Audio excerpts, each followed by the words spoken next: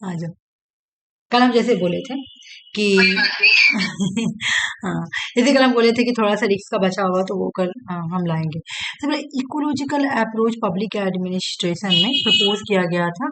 जे M Gauss, Robert डल, Robert के Marton, इन लोगों ने क्या किया था, प्रपोज किया था इकोलॉजिकल अप्रोच को पब्लिक एडमिनिस्ट्रेशन में। लेकिन एफ डब्ल्यू रिस जो है ना, इन्होंने एक्सपेंड किया था इसको, ठीक है ना, इनको इन्होंने एक्सपेंड किया था, बढ़ाया था। ठीक है, हम लोग स्ट्रक्चरल फंक्शन अप्रोच पढ़ते हैं कि किसने दिया, तो हम लोग पढ़ते हैं एल्मंड एंड पोवेल ने दिया। लेकिन अगर तुमसे पूछे कि पब्लिक एडमिनिस्ट्रेशन में किसने दिया, तो रिक्स ने दिया, जो अभी हम लोग पढ़े ना कल, फ्यूज, ट्रांजेक्शन और उसके बाद डिफ्रेक्टेड, वही को स्ट्रक्चरल फंक्शन अप्रोच बोला जाता है। अगर पूछे पब्लिक एडमिनिस्ट्रेशन में, पब्लिक एडमिनिस्ट्रेशन के कौन से थिंकर है जो स्ट्रक्चरल फंक्शन अप्रोच से जुड़े हुए हैं, तो वो है एफ डब्ल्यू रिक्स। ओके, नेक्स्ट आ जाओ। नेक्स्ट जो है ये भी प्रीवियस क्वेश्चन है। ये बोलते हैं कि एडमिनिस्ट्रेशन का जो शिफ्ट हुआ है ना, वो 3 तरीके से हुआ है। रिक्स ने आइडेंटिफाई किया कि 3 मेजर शिफ्ट हुआ है एडमिनिस्ट्रेशन में। मतलब पहले नॉर्मेटिव था, नॉर्मेटिव चेंज होके हो गया इम्पेरिकल। लक्ष्मी का क्या हुआ, प्रॉब्लम हो रहा ना, लग रहा। बोला कि पहले जो था तुम्हारा नॉर्मेटिव था एडमिनिस्ट्रेशन, लेकिन चेंज हो गए, फिर इम्पेरिकल बन गया। देखो नॉर्मेटिव का मतलब क्या होता है, वैल्यू, और इम्पेरिकल का मतलब क्या होता है, साइंटिफिक चीज। यानी पहले वैल्यू था और उसके बाद क्या बन गया, इम्पेरिकल बन गया। ओके, उसके बाद एडियोग्राफिक, पहले एडियोग्राफिक एडमिनिस्ट्रेशन था, फिर हो गया नो नोमेथिक्स, याद रखो नोमेथिक्स हो गया है। पहले एडियोग्राफिक था, फिर नोमेथिक्स हो गया। एक और था नॉन इकोलॉजिकल, और नॉन इकोलॉजिकल सिर्फ इकोलॉजिकल बन गया।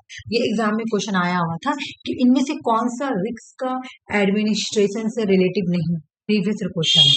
ठीक है, और वो क्वेश्चन मैं बहुत पहले कराई थी, मेरे माइंड से भी निकला हुआ, मिला भी नहीं मुझे अभी, मेरे को ढूंढी तो मिल जाएगा, इधर उधर कहीं होगा ही। ठीक है, बट ये पढ़ लेना कि 3 तरह का एडमिनिस्ट्रेशन में चेंज देखने को मिला अकॉर्डिंग टू रिस्क। पहले नॉर्मेटिव से तुम्हारा हुआ इम्पेरिकल, फिर एडियोग्राफिक से नॉमेटिक्स, और उसके बाद नॉन इकोलॉजिकल से इकोलॉजिकल। समझ में आया?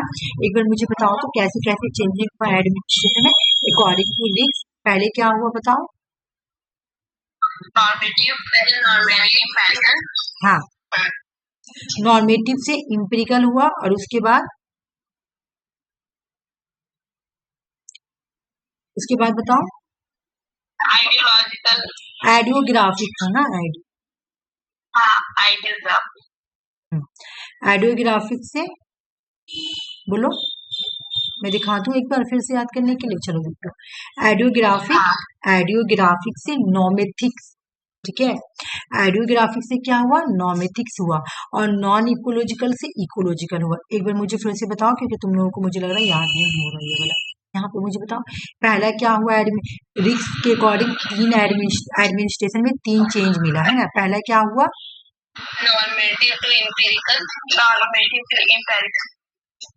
नॉर्मेटिव से इम्पेरिकल हुआ, और उसके बाद 2 नंबर में क्या हुआ, आइडियोग्राफी से नॉमेथिक्स,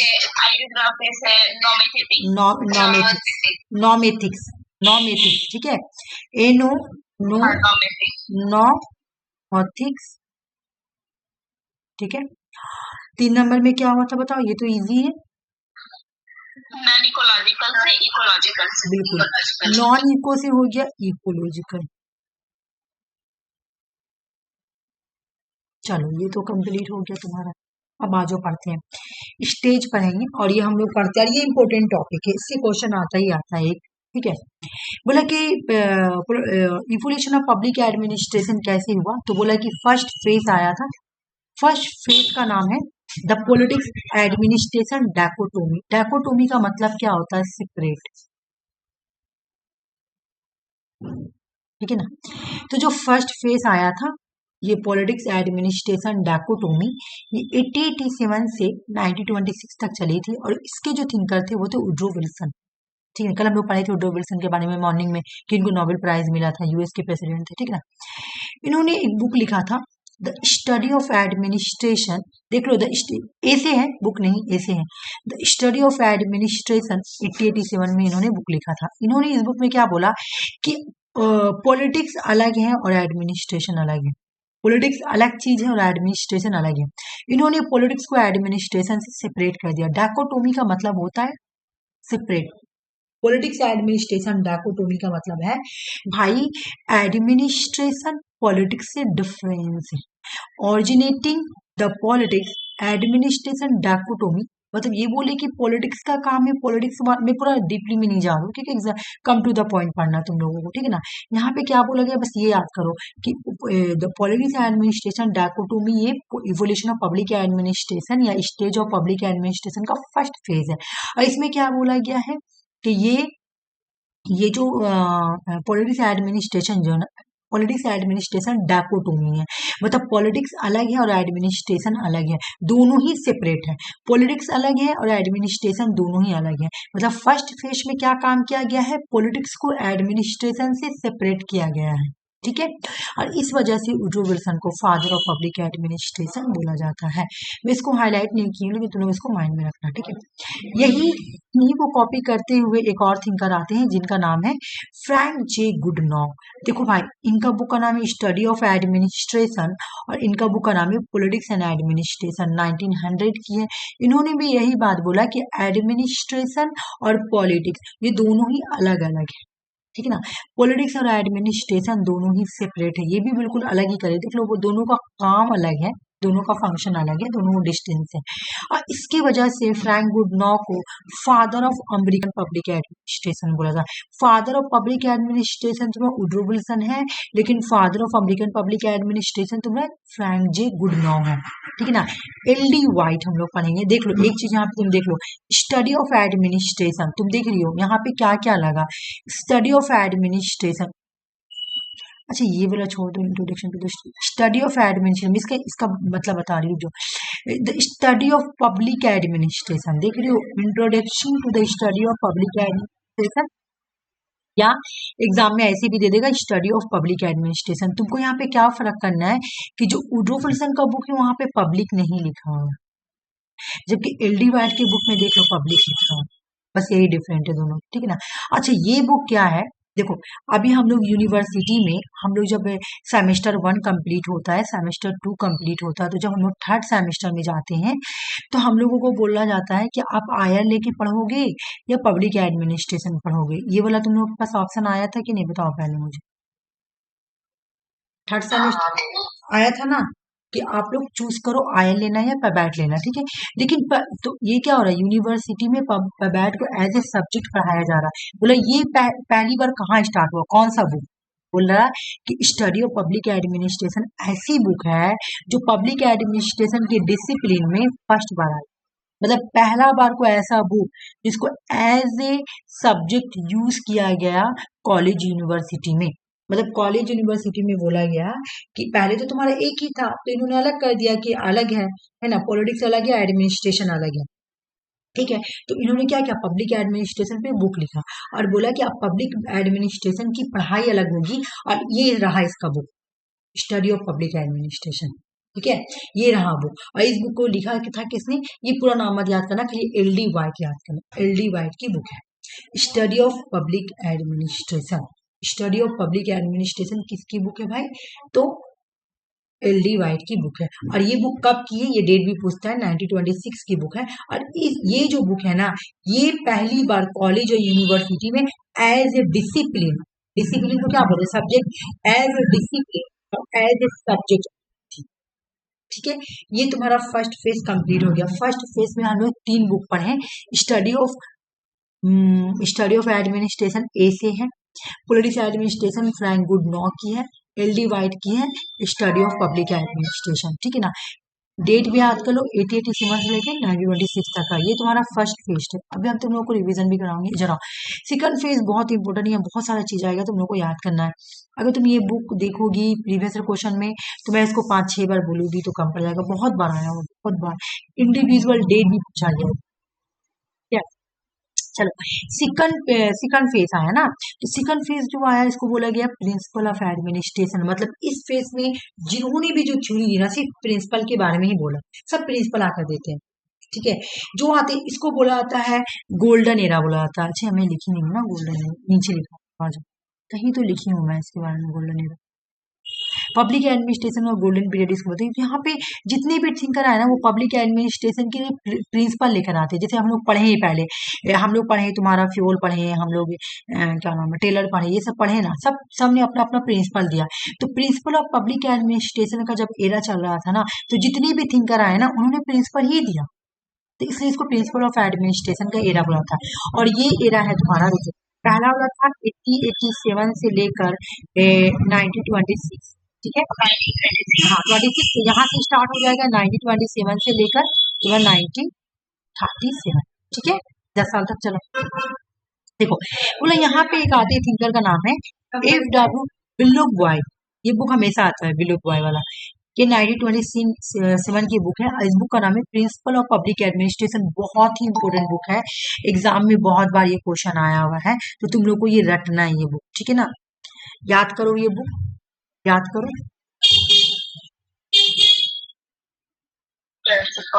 हाँ प्रिंसिपल्स ऑफ पब्लिक एडमिनिस्ट्रेशन, क्योंकि ये क्वेश्चन एग्जाम में बहुत बार आया, मतलब उसको मैं स्टार लगा दूँ। प्रिंसिपल्स ऑफ पब्लिक एडमिनिस्ट्रेशन ये कब आई थी, प्रिंसिपल ऑफ एडमिनिस्ट्रेशन ये सेकंड फेज में आई थी, ठीक है ना। पहला जो था F.W. बिल्लुक बॉय, तो इन्होंने दिया था प्रिंसिपल ऑफ पब्लिक एडमिनिस्ट्रेशन, ठीक है ना। हम लोग उधर जो पढ़े हैं स्टडी करके पढ़े, जैसे फर्स्ट फेज में हम जो बुक का नाम पढ़े हैं, तो पहला तो वुडरो विल्सन का स्टडी ऑफ खाली एडमिनिस्ट्रेशन, पॉलिटिशियन एडमिनिस्ट्रेशन, और L.D. वाइट का है स्टडी ऑफ पब्लिक एडमिनिस्ट्रेशन, ठीक है। लेकिन सेकंड फेज में हम जो पहला बुक का नाम पढ़ रहे हैं वो है 1927 में F.W. बिल्लुक बॉय की बुक, ये प्रिंसिपल ऑफ पब्लिक एडमिनिस्ट्रेशन है। मैं तुम लोगों को जल्दी जल्दी इसलिए क्लास करा रही हूँ क्योंकि मैं तुम लोगों को रिवीजन कराऊंगी। इस बार एग्जाम में तुम लोगों का रिवीजन नहीं हुआ था, तो जिसकी वजह से तुम लोग बहुत सारा क्वेश्चंस मिस कर दिए, ठीक है। अब आ जाओ MP फॉलेट, MP फॉलेट भी आई, प्रिंसिपल दिया अपना, तो इन्होंने कौन सा बुक यहाँ पे लिखा, क्रिएटिव एक्सपीरियंस 1924 की बुक है। हेनरी फ्योर 1913 में लिखते हैं इंडस्ट्रियल जनरल मैनेजमेंट, कल पर याद करवाई थी। मोनी, मतलब इसको जेम्स डी मोनी एंड रेली बोलते हैं इसको, ऐसे इसका पूरा नाम है जेम्स डी मोनी एलांसी रेली, पूरा पढ़ने की जरूरत नहीं है इसको, हम लोग ऐसे पढ़ते हैं Mooney and Reiley, Reiley, Mooney and Reiley का बुक का नाम है प्रिंसिपल ऑफ ऑर्गेनाइजेशन, और ये बुक 1939 की, ठीक है ना। हाँ पब्लिक एडमिनिस्ट्रेशन में जान कब आया, हाँ गोल्डन एरा, गोल्डन एरा कब आया, जान कब आया पब्लिक एडमिनिस्ट्रेशन में, जब दो थिंकर, एक थे लथर गिलिक और एक थे यूरबिक, है ना।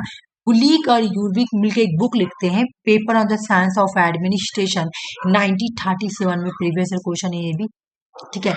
जब गुलीक और यूरबिक एक बुक लिखते हैं paper on science of administration, अब तुम एक चीज देख रही हो चेंजिंग हुआ, यहाँ पे इन्होंने साइंस ऐड कर दिया, देख रही हो, paper on the science of administration, है ना, इन्होंने थोड़ा जान डाला साइंस लाके, है ना, साइंस बोला इन्होंने। तो इस तरह इन्होंने क्या किया, ये जो पीरियड था ना 1937 का पीरियड, इसको पब्लिक एडमिनिस्ट्रेशन का गोल्डन पीरियड बोला गया था, क्योंकि इन्होंने जो यूरबिक और गुलविक ने मिलकर जो बुक लिखा था ना, ये थोड़ा साइंटिफिक वे में गया, साइंटिफिक वे में, मतलब साइंस के वे में गया, ठीक है, थोड़ा साइंस की तरफ रास्ता मोड़ लिया था ये। इन्होंने यहीं पर इस बुक में ही एक कॉन्सेप्ट दिया था जिसका नाम था पोस्ट क्रब, है ना। पोस्ट क्रब में P होगा प्लानिंग, O होगा ऑर्गेनाइजिंग, S होगा स्टाफिंग, और D होगा डायरेक्टिंग, और C होगा कोऑर्डिनेटिंग, R होगा रिपोर्टिंग, और B होगा बजटिंग, ठीक है। ओके, ये हो गया तुम लोगों का। अभी मैं एक बार रिवीजन कराऊंगी, रुक जाओ। उसके बाद एक और थिंकर है भाई जो कि पब्लिक एडमिनिस्ट्रेशन को साइंटिफिक की तरफ ले जाते हैं, है ना, साइंस की तरफ कौन ले जाता है, पेपर ऑन साइंस, डी का यूपी की जो बुक है paper and science of administration, लेकिन साइंटिफिकली मैनेजमेंट, साइंटिफिकली तरफ कौन ले जाता है, तो वो है तुम्हारा F.W. टेलर, है ना। F.W. टेलर जो है इनका बुक है प्रिंसिपल ऑफ साइंटिफिक मैनेजमेंट, बाकी हम लोग ये पढ़े हैं, है ना। ये तुम्हारा खत्म हुआ, कंप्लीट हुआ सेकंड एरा, ठीक है, सेकंड एरा। एक बार मैं तुम लोगों को सब रिवीजन कराऊंगी, पहले पढ़ लेती हूँ उसके बाद रिवीजन कराऊंगी, ठीक है। फिर आया तुम्हारा एरा ऑफ चैलेंज, देखो भाई पहले तुम्हारा क्या आया, पॉलिटिक्स एडमिनिस्ट्रेशन डाकोटोमी, पहले तो क्वेश्चन तुम्हारा यही आता है कि क्रोनोलॉजिकल ऑर्डर करो, ठीक है, या फिर डेट को एयर को दे देता है मैच करने के लिए, सबसे पहले क्वेश्चन तो इससे यही आता है। अगर मैं बोलूँ कि ये जो क्रोनोलॉजिकल ऑर्डर या मैचिंग करने वाला क्वेश्चन इससे आया 5-6 बार तो कम है, इससे भी बहुत बार आया है, ठीक है। पॉलिटिक्स एडमिनिस्ट्रेशन डाकोटोमी जो है ये 1887 से 1926 की है, ठीक है ना, 1887 से 1926 की है, ठीक है, एक नंबर हमने पढ़ा। फिर 2 नंबर हमने क्या पढ़ा कि ये द प्रिंसिपल ऑफ एडमिनिस्ट्रेशन है, क्योंकि यहाँ पे जितने भी थिंकर आए थे वो पब्लिक एडमिनिस्ट्रेशन के लिए प्रिंसिपल देते, इसलिए इसको गोल्डन पीरियड भी बोला जाता है। और यहाँ पे गोल्डन पीरियड खास करके कब बोले, जब paper and science of administration लिखा गया था, ठीक है, हो गया। अब उसके बाद आता है थर्ड पीरियड। थर्ड पीरियड में चैलेंज को फेस करना पड़ता है, किसको? अब हम लोग 2 पढ़े ना। अच्छा ये लोग देख लो, ये जितने भी थिंकर है ये क्लासिकल थिंकर है, क्योंकि ये लोग सिर्फ प्रिंसिपल दे रहे, ये लोग सिर्फ ऑर्गेनाइजेशन की स्टडी करे, तो ये लोग जितने भी थिंकर है ये सब क्लासिकल थिंकर है। जो प्रिंसिपल दे रहा है प्रिंसिपल ऑफ एडमिनिस्ट्रेशन, तो ये लोग सारे क्लासिकल थिंकर बोलो या प्रिंसिपल ऑफ एडमिनिस्ट्रेशन वाले थिंकर बोलो, जो भी बोलो। और ऊपर जो है वो क्या है, तुम्हारा डायकोटोमी वाला पीरियड है ना, ये डायकोटोमी वाला पीरियड है। अब ये लोग आए चैलेंज करने के लिए, एरा ऑफ चैलेंज स्टार्ट हो गया। फर्स्ट पीरियड था 8087 से लेकर 1926, फिर 1927 से लेकर 1937 तक का चला तुम्हारा, ये था तुम्हारा फर्स्ट फेज, ये था सेकंड फेज। अब आएगा थर्ड फेज। थर्ड फेज जो था चैलेंज करने वाला।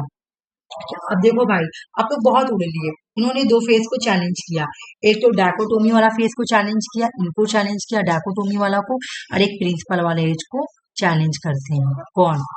ये एरा ऑफ चैलेंज। और ये था 1937 से लेके 1947 तक। यहाँ पे चैलेंज कौन करने आता है, तो सबसे पहले रिजेक्ट, बोले कि यहाँ पे क्या करते हैं, रिजेक्ट किया जाता है पॉलिटिक्स एडमिनिस्ट्रेशन डाकोटोमी। तो कौन कौन पर्सन है भाई, तो पहले हम लोग देखो, हम लोग चेस्टर बर्नार्ड का बुक याद कर चुके हैं ना, the function of the executive 1938, लेकिन एफ एम मार्क्स का बुक याद करो, बहुत इंपॉर्टेंट है, एलिमेंट ऑफ पब्लिक एडमिनिस्ट्रेशन, अभी इमीडिएटली याद करना है। एफ एम, सिर्फ एफ एम करके याद करेंगे, मार्क्स कार्ल मार्क्स नहीं है, ये दूसरे थिंकर है, ठीक है ना। F M Marx, F M Marx की बुक जो है ना वो एलिमेंट्स ऑफ पब्लिक एडमिनिस्ट्रेशन, और इस बुक में ये भी क्या करते हैं, रिजेक्ट करते हैं प्रिंसिपल ऑफ पब्लिक एडमिनिस्ट्रेशन और पब्लिक एडमिनिस्ट्रेशन ऑफ डाकोटोमी, इन दोनों ही को रिजेक्ट करते हैं, ठीक है ना। और यहीं पर आता है तुम्हारा ह्यूमन रिलेशन थ्योरी, ये तो मैं कल पढ़ा चुकी, तो पढ़ाने की जरूरत नहीं है, ठीक है ना। यहीं पे आता है तुम्हारा ह्यूमन रिलेशन स्कूल, क्योंकि इन्होंने जो जो प्रिंसिपल थे या जो डाकोटोमी, वो सिर्फ फॉर्मल फॉर्मल बात करते थे, इसलिए उनको रिजेक्ट किया गया था, ठीक है। तो तुमको एफ एम आर का बुक याद करना है, एलिमेंट ऑफ पब्लिक एडमिनिस्ट्रेशन। देख लो भाई, एलिमेंट है, ठीक है ना, एलिमेंट वाला कौन बात कर रहा है, मार्क्स वाला बात कर रहा है, ठीक है ना, एलिमेंट्स मार्क्स के बारे में बात कर रहा है।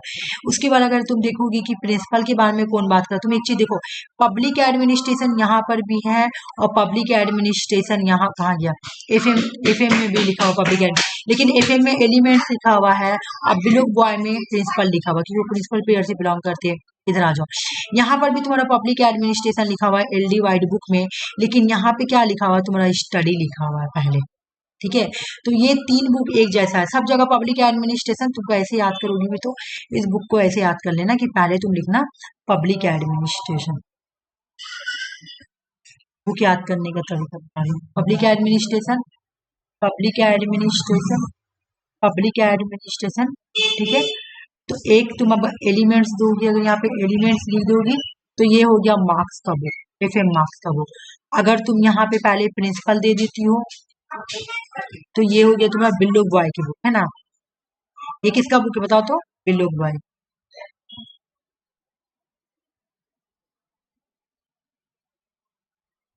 ये ब्लू बॉय का बुक। लेकिन अगर तुम यहाँ पर स्टडी लिख देती हो तो ये किसका बुक हो जाता है तुम्हारा, एल डी वाइट। बस ये ऐसा बुक जहाँ पे आएगा ना, कल बस लगा देना, ऐसा बुक जहाँ पे आ जाएगा ना, बस उसको पेयर में याद करें, जैसे हम कैसे पेयर में बनाए कि पब्लिक एडमिशन, पब्लिक एलिमेंट लगा दिए, प्रिंसिपल लगा दिए, स्टडी लगा दिए, एलिमेंट लगा तो मार्क्स का हो गया, प्रिंसिपल लगा तो बिलोक बॉय का हो गया, स्टडी लगा तो एल डी वाइट का हो गया। कम से कम देखो, सारा ही कंफ्यूजिंग वाला बुक है ना पब्लिक एडमिनिस्ट्रेशन का, तो जो मिल रहा है तो उसको हम लोग ऐसे याद कर लेंगे, जो बहुत ज्यादा मैचिंग कर रहा है, ओके। और तो कहीं पब्लिक एडमिनिस्ट्रेशन की कोई बुक नहीं है, जहां आया तो ऐसे याद कर लेंगे, ठीक है। आ जाओ, तो भाई मैंने तो ये पढ़ लिया। अब जो पर्सन आता है जो बहुत ज्यादा क्रिटिसाइज करता है, जो मैं तुम लोग को उस दिन पढ़ाई थी हर्बर्ट साइमन के बारे में कि क्लासिकल एडमिनिस्ट्रेशन को नाम ले लेके पुकारता है ना। तो देखो भाई, ये क्रिटिसाइज करता है traditional principle of scientific management को, दम प्रोवर्ब्स कह के पुकारता है। मैं उस दिन लिख के देखो, उस दिन मैं तुम लोगों को लिख कर पढ़ा दी हूँ कि ये क्या क्या प्रोवर्ब्स बोलता है, सैलोगन बोलता है, मशीन मॉडर्न बोलता है, ये सब बोल बोल के पुकारता है ना। यहाँ पे मैं शॉर्टकट पे लाई फिर इतने याद रख लो, हर्बर्ट साइमन जो है वो क्रिटिसाइज करते हैं और उनको प्रोवर्ब्स बोल के पुकारते हैं। और इन्होंने क्या दिया, रैशनल डिसीजन मेकिंग मॉडल दिया, मैं उस दिन पढ़ाई थी। उन्होंने प्रिंसिपल ऑफ पब्लिक एडमिनिस्ट्रेशन ठीक नहीं है, या डायकोटोमी वो ठीक नहीं है, उसके जगह पे इंट्रोड्यूस करना चाहिए रैशनल डिसीजन मेकिंग मॉडल। ठीक है, इनकी बुक का नाम है the science of administration three problem. The science of administration three problem book जो है ये 1947 की है। ठीक है ना, यहाँ पे कौन कौन है? अच्छा, रॉबर्ट डल, सॉरी रॉबर्ट डल है ये, एक मिनट, रॉबर्ट डल है, देखा, सॉरी सॉरी मैं देखी नहीं, ये रॉबर्ट डल है, वो हर्बर्ट सैमन है। रॉबर्ट डल का बुक याद करो, रॉबर्ट डल का बुक का नाम है the science of administration three problem, और हर्बर्ट सैमन जो है बोलते हैं कि भाई जो प्रिंसिपल ऑफ एडमिनिस्ट्रेशन है ना उसको हटाइए, या जो पब्लिक एडमिनिस्ट्रेशन डायकोटोमी उसको मैं क्रिटिसाइज करता हूँ और उन सबको मैं प्रभाव से बोलता हूँ, और उसकी जगह मैं इंट्रोड्यूस करने के लिए बोलता हूँ रैशनल डिसीजन मेकिंग मॉडल। मैं उस दिन तुम लोगों को पढ़ा चुकी हूँ कि रैशनल डिसीजन मेकिंग मॉडल क्या है। और फिर उसके बाद आते हैं रॉबर्ट डल, तो ये साइंस के बारे में बात करते हैं। ये बोलते हैं साइंस ऑफ एडमिनिस्ट्रेशन में तीन प्रॉब्लम है, और ये भी 1947 की। रॉबर्ट डल हम लोग पढ़ेंगे कब पता है? रॉबर्ट डल हम लोग पढ़ेंगे पॉलिटिकल थ्योरी में, जहाँ इनका एक कॉन्सेप्ट है पोलियार्की वगैरह, वो सब में पढ़ेंगे। ठीक है ना, यहाँ पे तुमको सिर्फ इनका बुक याद करना है, science of administration three problem. उसके बाद तुम्हारा हो गया क्राइसिस ऑफ आइडेंटिटी। देख लो एक चीज, मेरा बात बहुत गौर से सुनो, हम लोग बहुत अच्छे से पढ़ेंगे। पहले चैलेंज किया, जब चैलेंज किया तो उसके बाद क्रिटिसाइज किया।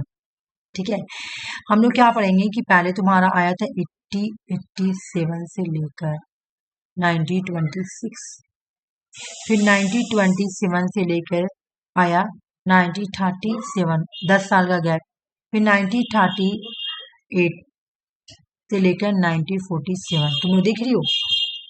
ठीक है, ठीक है, ठीक है ना, मैं ठीक लिखी हूँ। उसके बाद तुमको बोला है ना, ये हो गया फर्स्ट, हो गया ये, हो गया सेकंड, ये हो गया थर्ड। ठीक है ना, यहाँ पे डायकोटोमी बोला, क्या बोला? डायकोटोमी। ठीक है, ये जो पीरियड था इसको बोला गया डायकोटोमी पीरियड। ये वाला पीरियड को बोला गया प्रिंसिपल, है ना, ये पीरियड को बोला गया प्रिंसिपल। हाँ, प्रिंसिपल नहीं, ये पीरियड को तो प्रिंसिपल बोला गया ना, PRINCIPL। इसको बोला गया चैलेंज, एरा ऑफ चैलेंज। अब जब इन्होंने चैलेंज किया तो चैलेंज सही साबित हो गया, उसके बाद आया क्रिटिसाइज करने वाला पीरियड। ठीक है ना, अब जो पीरियड आएगा वो क्रिटिसाइज नहीं, चैलेंज किया तो अब वो लोग खत्म होंगे, क्राइसिस ऑफ आइडेंटिटी। अब जो प्रिंसिपल ऑफ पब्लिक एडमिनिस्ट्रेशन है, या जो डायकोटोमी है पब्लिक एडमिनिस्ट्रेशन का, यानी पब्लिक एडमिनिस्ट्रेशन की आइडेंटिटी अब खत्म हो जाएगी। ठीक है, तो अब तुम्हारा इन लोगों का क्राइसिस होगा, क्योंकि इन्होंने चैलेंज किया, बहुत चली, बहुत, ये लोग ने तो बोला बहुत बहुत आपने उड़ लिया, जितना उड़ना था उड़ गया, अब आपकी क्राइसिस आएगी। ठीक है, 1970 तक का चला था। During this phase, public administration face identity crisis due to the abandonment of the politics administration dichotomy and the question the universal administration principle। बोला कि यहाँ पे पब्लिक एडमिनिस्ट्रेशन अपना आइडेंटिटी खो देती है। क्यों? क्योंकि यहाँ पे खत्म हो जाता है क्या? पॉलिटिक्स एडमिनिस्ट्रेशन डायकोटोमी खत्म हो जाती है, और प्रिंसिपल ऑफ एडमिनिस्ट्रेशन से क्वेश्चन किया जाता है ना, तो इसलिए खत्म हो जाता है। यहाँ पे जो जो तुम्हारा जो थ्योरी आता है ना, ग्रीस में पढ़ा चुकी हूँ, डैगलोस, मैग्रिगोर, रेनिस लिकेट, वारेन बैनिस, इन सब का थ्योरी आता है। उसके बाद FW रेक्स, इन लोगों का थ्योरी आता है। पब्लिक एडमिनिस्ट्रेशन इनकी थ्योरी है, पब्लिक एडमिनिस्ट्रेशन इस बार मैं अच्छे से पढ़ाऊंगी। ठीक है, एक पब्लिक एडमिनिस्ट्रेशन आता है, और एडमिनिस्ट्रेशन देखो, एक होता है पब्लिक एडमिनिस्ट्रेशन, ठीक है, एक होता है पब्लिक एडमिनिस्ट्रेशन और एक होता है एडमिनिस्ट्रेशन डेवलपमेंट। बाकी तुम लोग को यहाँ डीप अंदर में नहीं जाना है, तुम लोग को बस खाली क्लासेस ऑफ आइडेंटिटी याद करना और डेट याद करना इसमें। बाकी ये जो तीन है ना, ये जो तीन का अंदर अंदर भी याद करना है, ठीक है ना, ये तीन का अंदर अंदर याद करना है। बाकी ये जो फोर्थ नंबर वाला है ना, इसका अंदर याद नहीं करना है, क्योंकि मैं पढ़ा भी चुकी हूँ तुम लोग को, ये सब याद करने से कोई फायदा है नहीं। खाली याद रखना कौन आएगा, क्लासेस ऑफ आइडेंटिटी पूछ लिया, इतना डीपली से तो पूछेगा नहीं, मोस्टली इसमें मैच करने देता है। देखो मैं तुमको इनमें से ग्रीक पढ़ा चुकी हूँ, मैं तुम लोगों को ये पढ़ा चुकी हूँ पूरा न्यू ह्यूमन रिलेशन थ्योरी के ग्रीस एग्रीस, डैगलोस, डेनिस लिकेट, वैरेंस सब पढ़ा चुकी, नहीं वैरेंस तो नहीं पढ़ाई हूँ क्योंकि इससे आई नहीं एग्जाम में क्वेश्चन। बाकी लिकेट पढ़ा चुकी हूँ, मैग्रिगोर पढ़ा चुकी हूँ, ग्रीस एग्रीस पढ़ा चुकी हूँ, है ना, ये सब पढ़ा चुकी हूँ। FW भी कंप्लीट हो चुका है। बचा तुम्हारा पब्लिक एडमिनिस्ट्रेशन या तुम्हारा एडमिनिस्ट्रेशन डेवलपमेंट, ये दोनों ही किसका है? अच्छा, एडमिनिस्ट्रेशन डेवलपमेंट रिक्स का है, ठीक है ना, और ये जो डेवलपमेंट एडमिनिस्ट्रेशन है एडवर्ड विडनर, यहाँ पर भी रिक्स आएंगे, तो ये सब मैं अभी पढ़ाऊंगी, ये दोनों पढ़ाऊंगी मैं, ठीक है। चलो आ जाओ, अब उसके बाद आता है फिफ्थ पेज। फिफ्थ पेज जो आएगा ना, यहाँ पे पब्लिक पॉलिसी पर्सपेक्टिव आएगी, पब्लिक पॉलिसी आएगा उभर कर, पब्लिक पॉलिसी, ठीक है। 1971 में ये फेज आएगी। In this phase public administration begin, यहाँ पे पब्लिक एडमिनिस्ट्रेशन अभी स्टार्ट होती है, देख लो। लेकिन पब्लिक एडमिनिस्ट्रेशन का जो फोकस होता है ना, वो पब्लिक पॉलिसी के ऊपर फोकस होगा। ठीक है।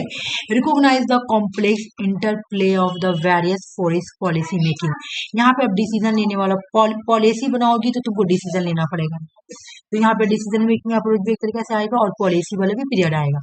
तो मैं ये तुम लोगों को कल पढ़ा चुकी है, साइंस ऑफ मॉडलिंग थ्योरी किसका है, तो 40 मिलियन ब्लॉन को पहला क्लास में। लेकिन जो बहुत पढ़ना है भाई, एग्जाम में इतना छोटा है लेकिन इतना क्वेश्चन आता है ना, ये वाला, ये लो सर, बहुत क्वेश्चन आता है। बाकी मैं ये सब पढ़ा, रॉबर्ट डल पढ़ाऊंगी, जेम्स विल्सन, चार्ल्स लिन ब्लॉन, यजिक ड्रॉर, विंसेंट ऑस्ट्रॉम, ये सारे ही तुम्हारा पब्लिक पॉलिसी पर्सपेक्टिव से जुड़े हुए, जो कि 1971 में आया। यहाँ पब्लिक एडमिनिस्ट्रेशन का फिर से आती है, बिगिनिंग होता है, लेकिन इस बार पब्लिक एडमिनिस्ट्रेशन का फोकस पब्लिक पॉलिसी के ऊपर होता है। ठीक है ना। तो जो एक बहुत इंपॉर्टेंट थिंकर है, जो कि नेट का बहुत इंपॉर्टेंट क्वेश्चन है, कि पूछा जाता है कि पब्लिक चॉइस थ्योरी, ये 2025 जनवरी का क्वेश्चन है। ठीक है। और उसके बाद 24 में भी से क्वेश्चन आया, ये 2 लाइन से। तो बोला पब्लिक चॉइस थ्योरी किसका है, पहले तो क्वेश्चन ये पूछा जाता है, तो विंसेंट ऑस्ट्रॉम का। याद करो, याद करो, पब्लिक चॉइस थ्योरी के मेन थिंकर है विंसेंट ऑस्ट्रॉम। इनकी बुक याद करो, एग्जाम में आती है, बहुत इंपोर्टेंट बुक है, the intellectual crisis, the intellectual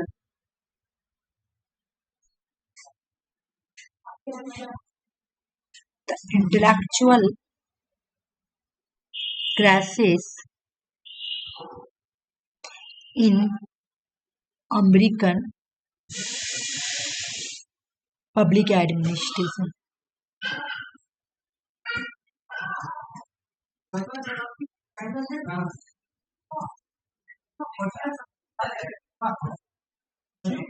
nineteen 74, ये बुक बहुत पूरा नहीं याद हो रहा, इंटेलेक्चुअल क्राइसिस याद करो।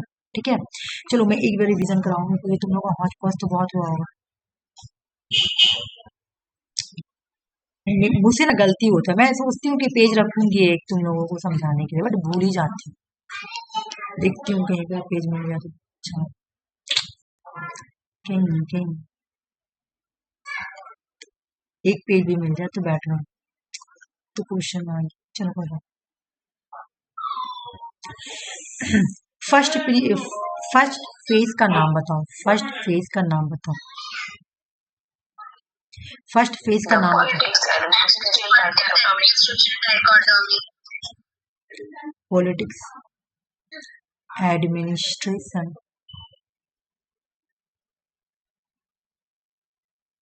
डायकोटोमी। ठीक है। सुषमा शादी में जाने वाली थी ना तुम? रेडी हो रहे हैं। रेडी हो रही क्लास। डेट बताओ, डेट। 1886।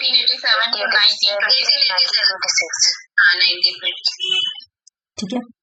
मैं कलर चेंज करी, ये बहुत इंपॉर्टेंट टॉपिक है, इसलिए मैं तुम लोगों को रिवाइज करवा रही हूँ। यहाँ पे थिंकर का नाम बताओ, जो पहले थिंकर थे। Woodrow Wilson. Woodrow Wilson. Woodrow Wilson. Anjali तुम क्यों नहीं बोल रही, तुम भी बोलो वुडरो विल्सन। वुडरो विल्सन का ऐसे का नाम बताओ। Study of administration. Study of administration. एक और थिंकर का नाम बताओ। फ्रैंक जे गुडनाव। फ्रैंक जे गुडनाव, वेरी गुड, गुडनाव, गुडनाव। इनकी बुक का नाम बताओ। Politics and administration. Politics and administration 1900। Politics and administration. ठीक है। एक और थिंकर का नाम बताओ यहाँ पर। L D white. L D white का बुक का नाम बताओ।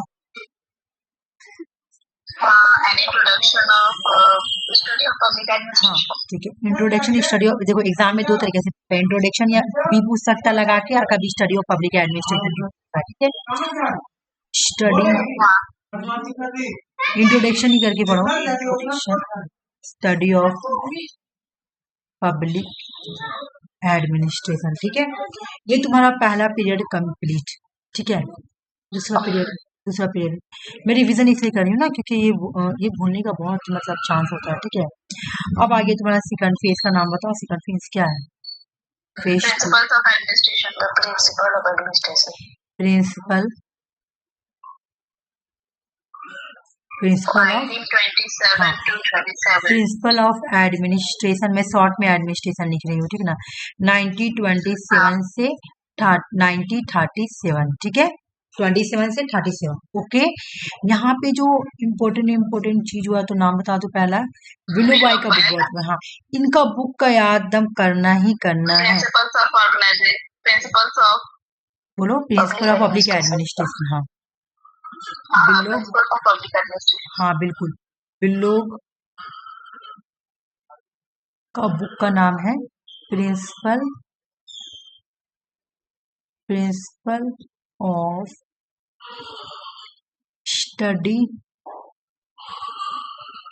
हाँ ठीक बोली ना, प्रिंसिपल, मैं ऑफ नहीं लिखी, सॉरी, प्रिंसिपल ऑफ एडमिनिस्ट्रेशन, हाँ public administration, principle of public administration, study लगा दी, प्रिंसिपल ऑफ पब्लिक एडमिनिस्ट्रेशन। और ये बुक बहुत बार एग्जाम में आई हुई, बुक का डेट बताओ, डेट आया हुआ एग्जाम 1927 में आया, ठीक है ना। और भी बहुत सारे यहाँ पे थिंकर हैं तुम्हारा, जैसे MP फॉलेट है, उसके बाद MP फॉलेट पढ़ाऊंगी, इससे उनको मैं ये नहीं लिख रही हूँ, ठीक है ना। फ्योल है, हाँ, मोनी रेली का बुक लिख रही हूँ, ठीक है, मोनी रेली राजा, मोनी एंड फ्योल का मैं बुक याद कराई हूँ, इस वजह से मैं यहाँ पे नहीं लिखूंगी। बाकी तुम लोग तो नाम याद रखना कि यहाँ पर है ना।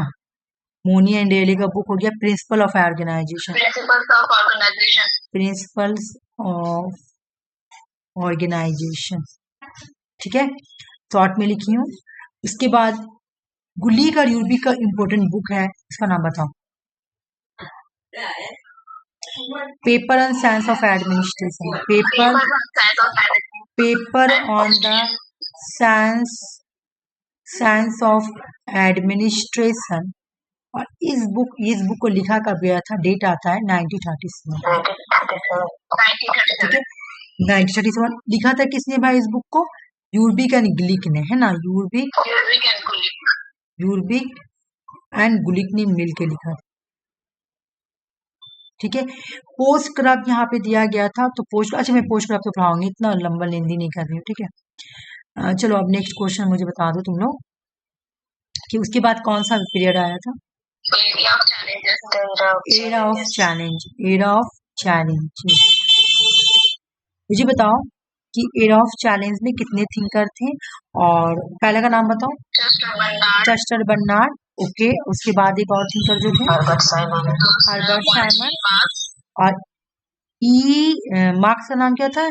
FM मार्क्स, हाँ FM मार्क्स का बुक का नाम बताओ। एलिमेंट्स ऑफ पब्लिक एडमिनिस्ट्रेशन, ठीक है। और एक और थिंकर का नाम बताओ। रॉबर्ट डल का बुक का नाम बताओ। The science of administration, three problems, बिल्कुल समझ में आ गया तुम लोगों को, ठीक है। रॉबर्ट डल का बुक का नाम है तुम्हारा the science of administration, the science of administration. Exam में कभी कभी तुमको खाली साइंस ऑफ एडमिनिस्ट्रेशन लिख दी, बोलेगी किसका ना बुक है, और कभी कभी पूरा बुक भी लिख दी, थ्री प्रॉब्लम्स, ठीक है। चलो ये तो तुम लोग का हो गया कंप्लीट। और फोर्थ वाला बता दो, फोर्थ वाला का टाइम बताओ। अच्छा फोर्थ वाला, हाँ, क्राइसिस ऑफ आइडेंटिटी ना, क्राइसिस ऑफ आइडेंटिटी, डेट बता दो। 1948 से 1970, ओके। फिफ्थ वाला बता दो मुझे, फिफ्थ वाला public policy, perspective, policy 1971, perspective 1971। यहाँ पे मुझे बताओ कि पब्लिक चॉइस थ्योरी किसने दिया था? Public choice theory, Vincent ऑस्ट्रॉम। Choice theory. और इनका बुक का नाम क्या था? विंसेंट ऑस्ट्रॉम का The Intellectual Crisis of American Public Administration। बिल्कुल ठीक है, हो गया, ये कंप्लीट हो गया तुम लोगों का। ठीक है, यही बड़ा था इसमें, बाकी सब छोटा छोटा है। ठीक है, इसलिए मैं पहले क्या करती हूँ, बड़ा करा देती हूँ लोगों को। दीदी हम लीव कर रहे हैं। हाँ हाँ, जाओ जाओ, शादी में एंजॉय करो। अच्छा हाँ ठीक है, एक और है तुम्हारा है निकोलस हेनरी। निकोलस हेनरी, देखो ये तो जनरल था तुम्हारा पब्लिक एडमिनिस्ट्रेशन का रिवोल्यूशन, है ना, ये जो हम लोग पढ़े हैं। लेकिन यहाँ पे एक थिंकर आते हैं जिनका नाम था निकोलस हेनरी, ये प्रीवियस ईयर क्वेश्चन में आया। अभी इसकी नहीं पढ़ा रही, प्रीवियस ईयर आया पढ़ाऊंगी मैं, पब्लिक एडमिनिस्ट्रेशन का रिवोल्यूशन का पार्ट है। हमने जो पढ़ी वो जनरल था, सबको नहीं बोला। लेकिन एक थिंकर आए जिसका नाम था निकोलस हेनरी, तो उन्होंने एक बुक लिखा, बुक याद करो, public administration and public affair. इस बार बुक आई थी ना, उसमें आरसी ये वाला निकोलस हेनरी का, इस बार आई थी कि अगली बार आई थी? मुझे याद है कि ये बुक आया था। हाँ, इससे पहले बार तुम्हारा जब हाँ तुम्हारा जनवरी में जब 2025 में हुआ था, तो ये वाला क्वेश्चन, इस बुक का नाम आया था public administration and public affairs. याद करो बुक का, याद, public administration and public affair. ठीक है, इन्होंने बोला कि पब्लिक एडमिनिस्ट्रेशन के 5 स्टेज है, 5 स्टेज है, निकोलस बोलते हैं। देखो पहला तो इन्होंने एकदम सेम बोला, पॉलिटिक्स एडमिनिस्ट्रेशन डाकोटो। दूसरा भी इन्होंने principle of public administration same बोला, लेकिन ये जो 3 वाला है ना, यहाँ पे इन्होंने चेंज कर दिया। बोला पब्लिक एडमिनिस्ट्रेशन जो है ना वो बिल्कुल पॉलिटिकल साइंस के जैसा है, पब्लिक एडमिनिस्ट्रेशन जो है ना वो मैनेजमेंट के जैसा है, पब्लिक एडमिनिस्ट्रेशन जो है ना वो पब्लिक एडमिनिस्ट्रेशन के जैसा ही है। याद करना बहुत ईजी है ना, दो तो सेम है, और बाकी political science, management and public administration. एक बार हम लोग यहाँ पे करते हैं। सबसे पहले मुझे बताओ कि तुम्हारा निकोलस हेनरी का बुक का नाम क्या है? Public administration and public affairs. एक minute, public administration and public affair, ये इनका बुक का है, किसका? निकोलस हेनरी का। ठीक है, सर मुझे ना, मैं बहुत बड़ा गलती करती हूँ कि मैं थोड़ा सा जगह नहीं छोड़ती हूँ समझाने के लिए। चलो अब मुझे ये बताओ कि इनका फर्स्ट फेज का नाम क्या था? बोलो, पहला वही पॉलिटिक्स एडमिनिस्ट्रेशन डाकोटोमी।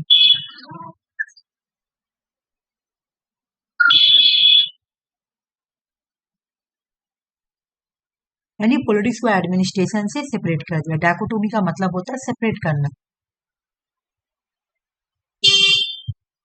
दूसरा प्रिंसिपल था, दूसरा है हाँ, दूसरा है प्रिंसिपल ऑफ एडमिनिस्ट्रेशन। तीसरा है तुम्हारा, तीसरा बोलो। तीसरा है public administration as political science. एक मिनट, तीनों ऐसे लिखो, देखो बहुत आसान है इसको याद करने का, सब जगह इसको ऐसे ऐसे कर दो, सेम ही है, 5 नंबर सेम ही है ना।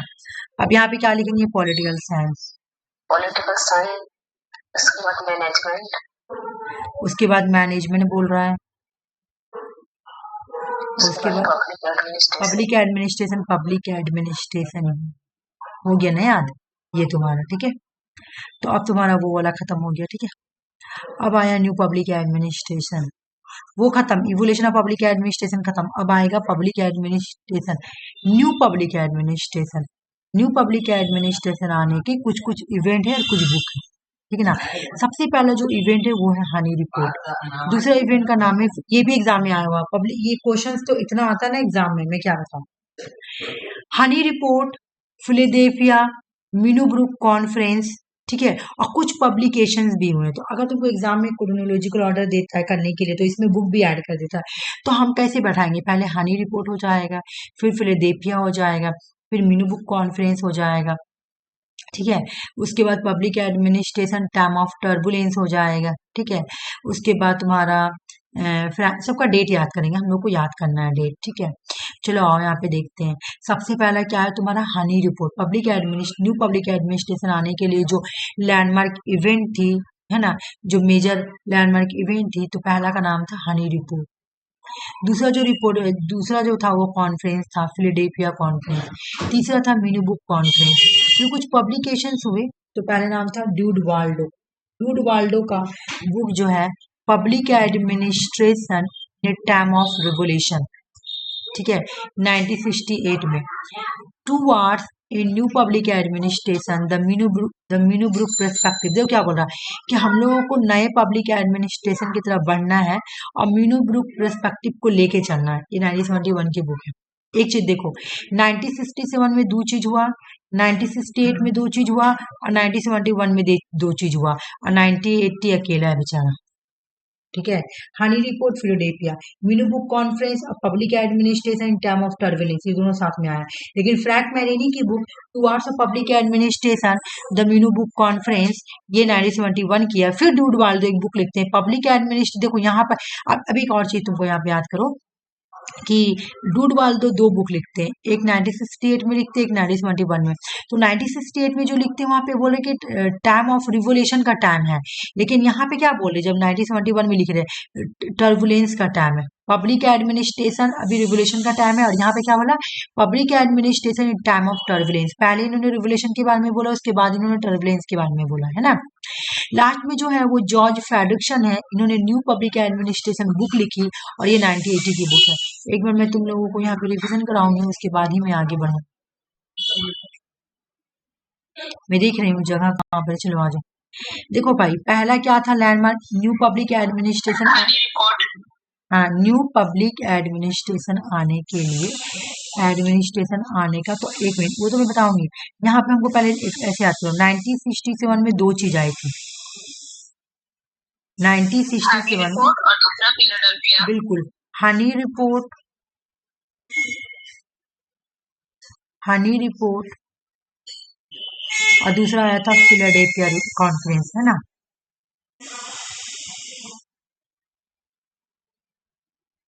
फिलाडेल्फिया कॉन्फ्रेंस, ये दोनों 1967 की है। उसके बाद 1968 में भी दो कहानी आई, एक का नाम था मीनू ग्रुप कॉन्फ्रेंस, ठीक है, वन, और एक था ड्यूड वाल्डो का बुक। ड्यूड वाल्डो का बुक का नाम क्या है public administration in time of revolution.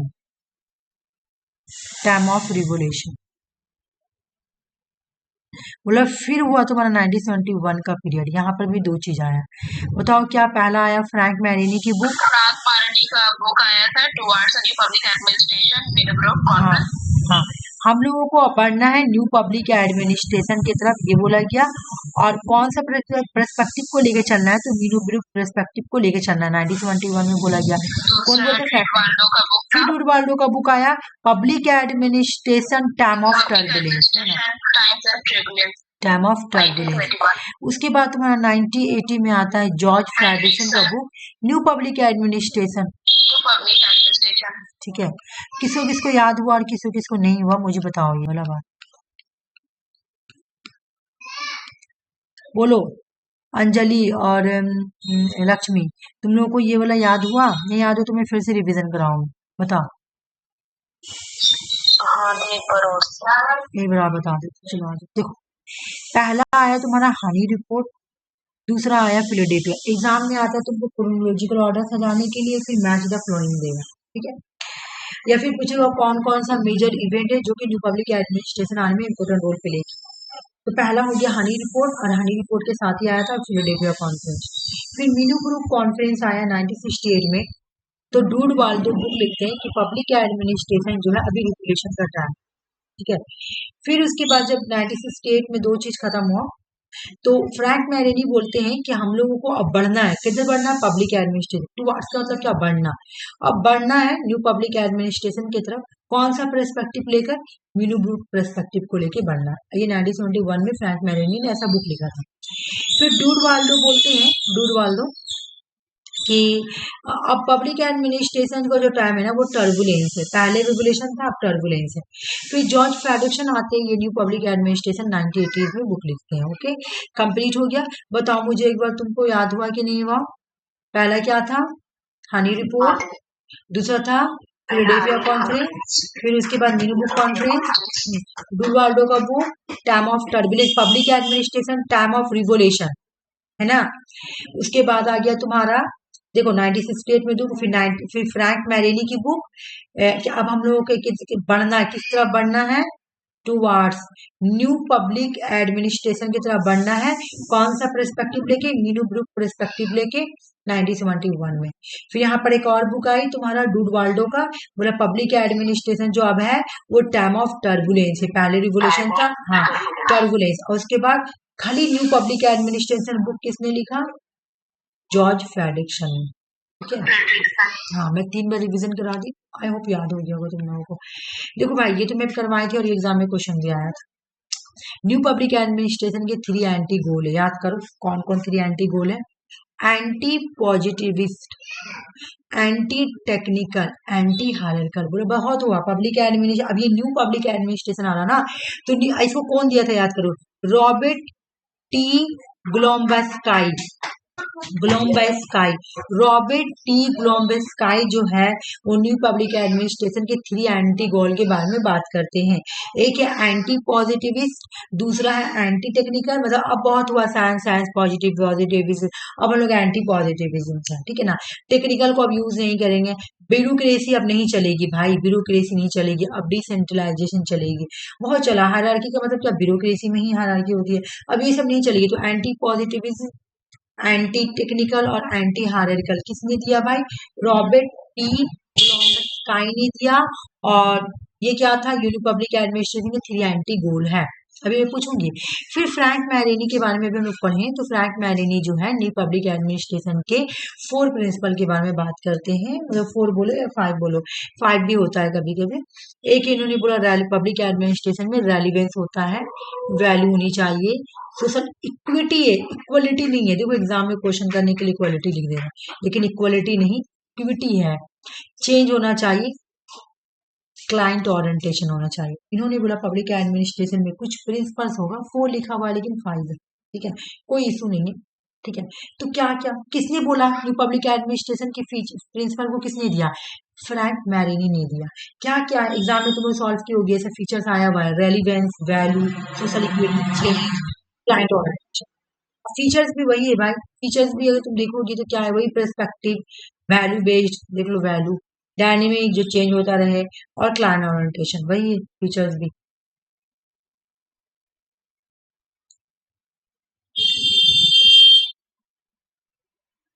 मुझे बताओ कि न्यू पब्लिक एडमिनिस्ट्रेशन के एंटी गोल कितने हैं? न्यू पब्लिक एडमिनिस्ट्रेशन के 3 गोल का नाम बताओ मुझे। एंटी पॉजिटिव, एंटी हायरार्की और एंटी टेक्निकल हो गया। न्यू पब्लिक एडमिनिस्ट्रेशन की प्रिंसिपल्स को किसने दिया था? फ्रैंक मैरेनी ने। क्या क्या था प्रिंसिपल, क्या क्या है? रेलिवेंस, सोशल इक्विटी, चेंज, और बोलो क्लाइंट ओरिएंटेड, हाँ, सोशल इक्विटी, वैल्यू, ये सब है, ठीक है ना। और फीचर भी उसी से मिला हुआ भाई। तो लो लास्ट पेज पढ़ते हैं, उसके बाद न्यू पब्लिक एडमिनिस्ट्रेशन क्लोज, खत्म हो जाएगा। फीचर्स यहाँ पे एक बार हम लोग अच्छे से पढ़ेंगे। बोल रहा है कि ये एग्जाम में इस तरह का क्वेश्चन भी आया हुआ है, बोला ये जो है ना बहुत ही प्रिस्क्रिप्टिव है ना कि डिस्क्रिप्टिव है, मतलब ये प्रिस्क्राइब्ड है। मतलब डिस्क्रिप्टिव का मतलब क्या? तुम किसी चीज को डिस्क्राइब कर रही हो, हर जैसे मैं तुम लोगों को पढ़ा रही हूँ तो बिल्कुल डिस्क्राइब करके पढ़ा रही हूँ। लेकिन न्यू पब्लिक एडमिनिस्ट्रेशन जो है ना वो डिस्क्रिप्टिव नहीं बल्कि प्रिस्क्रिप्टिव है। ये जो जैसा हो रहा है उसी पे विश्वास करेगी, कोई डिस्क्राइब नहीं है। ये क्या है देख लो, न्यू पब्लिक एडमिनिस्ट्रेशन प्रिस्क्रिप्टिव है, याद रखो। ये वैल्यू पे बेस्ड है, अभी हम ऊपर भी पढ़ाए, है ना। बोला ये वैल्यू के बिना रह ही नहीं पाएगा। ये it is a more oriented change reality, ये डायनेमिक है, ये चेंज की तरफ जाता है, ये बहुत ही फ्लैक्सिबल है और डायनेमिक है। It is a more ready to influence policy that improve the quality of the working if life as well more competent and implement such as a policy. ये बहुत ज़्यादा पॉलिसी को इम्प्रूव करने के लिए चाहती है। ये चाहती है कि वर्कर की जो लाइफ वगैरह वो सब जो है वो है ना उसका क्वालिटी बढ़ जाए। अगर बड़ा वाला फीचर्स ना याद हो तो कोई प्रॉब्लम नहीं है, खाली प्रिस्क्रिप्टिव याद कर लेना। वैल्यू लेडर अभी मैं पढ़ाई ना, ऊपर भी पढ़ाई वैल्यू वाला। चेंज ओरिएंटेशन पढ़ाई। फ्लेक्सिबल का मतलब क्या होता है? चेंज होना।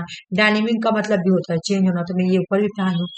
ये बहुत ज्यादा ओरिएंटेड है, अभी ऊपर पढ़ाई हूँ कि ये क्लाइंट ओरिएंटेड है ना। ये बहुत ज्यादा क्लाइंट ओरिएंटेड है क्योंकि ये सबसे ज्यादा इंपॉर्टेंट देता है सिटीजन, ठीक है ना। ये किसको से इम्पोर्टेंट देता है? बोला कि here is a client refer to the citizen, है ना। ये सिटीजन को बहुत ज्यादा इंपॉर्टेंट देता है। क्लाइंट का मतलब होता है citizen. It assure the public people participate in the decision. ये लोगों को इस बात के लिए रिलीफ दिलाता है कि हम लोग आपको हर चीज में पार्टिसिपेट कराएंगे। अगर कोई पॉलिसी वगैरह बनती तो आप लोगों को पार्टिसिपेट कराएंगे। बाकी ये फीचर था। न्यू पब्लिक एडमिनिस्ट्रेशन कंप्लीट हो गया, evolution of public administration complete हो गया। तुम लोगों को कोई डॉट है तो मुझे बताओ, क्योंकि मैं रिवीजन भी करा चुकी हूँ और उसके बाद में न्यू टॉपिक स्टार्ट करूंगी। अच्छा चलिए शॉर्ट टॉपिक ले लेती हूँ, आ जाओ, तुम लोगों का थोड़ा माइंड ठीक हो जाए। शॉर्ट टॉपिक ये वाला है, बहुत ही शॉर्ट है।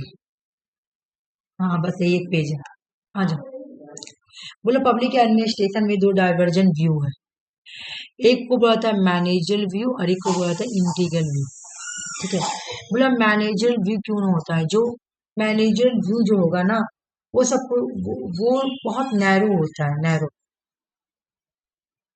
ये बोलता है जो टॉप पे बैठता है बस वही कोई मानता है, लेकिन इंटीग्रल व्यू जो होता है ना ये सबको मानता है।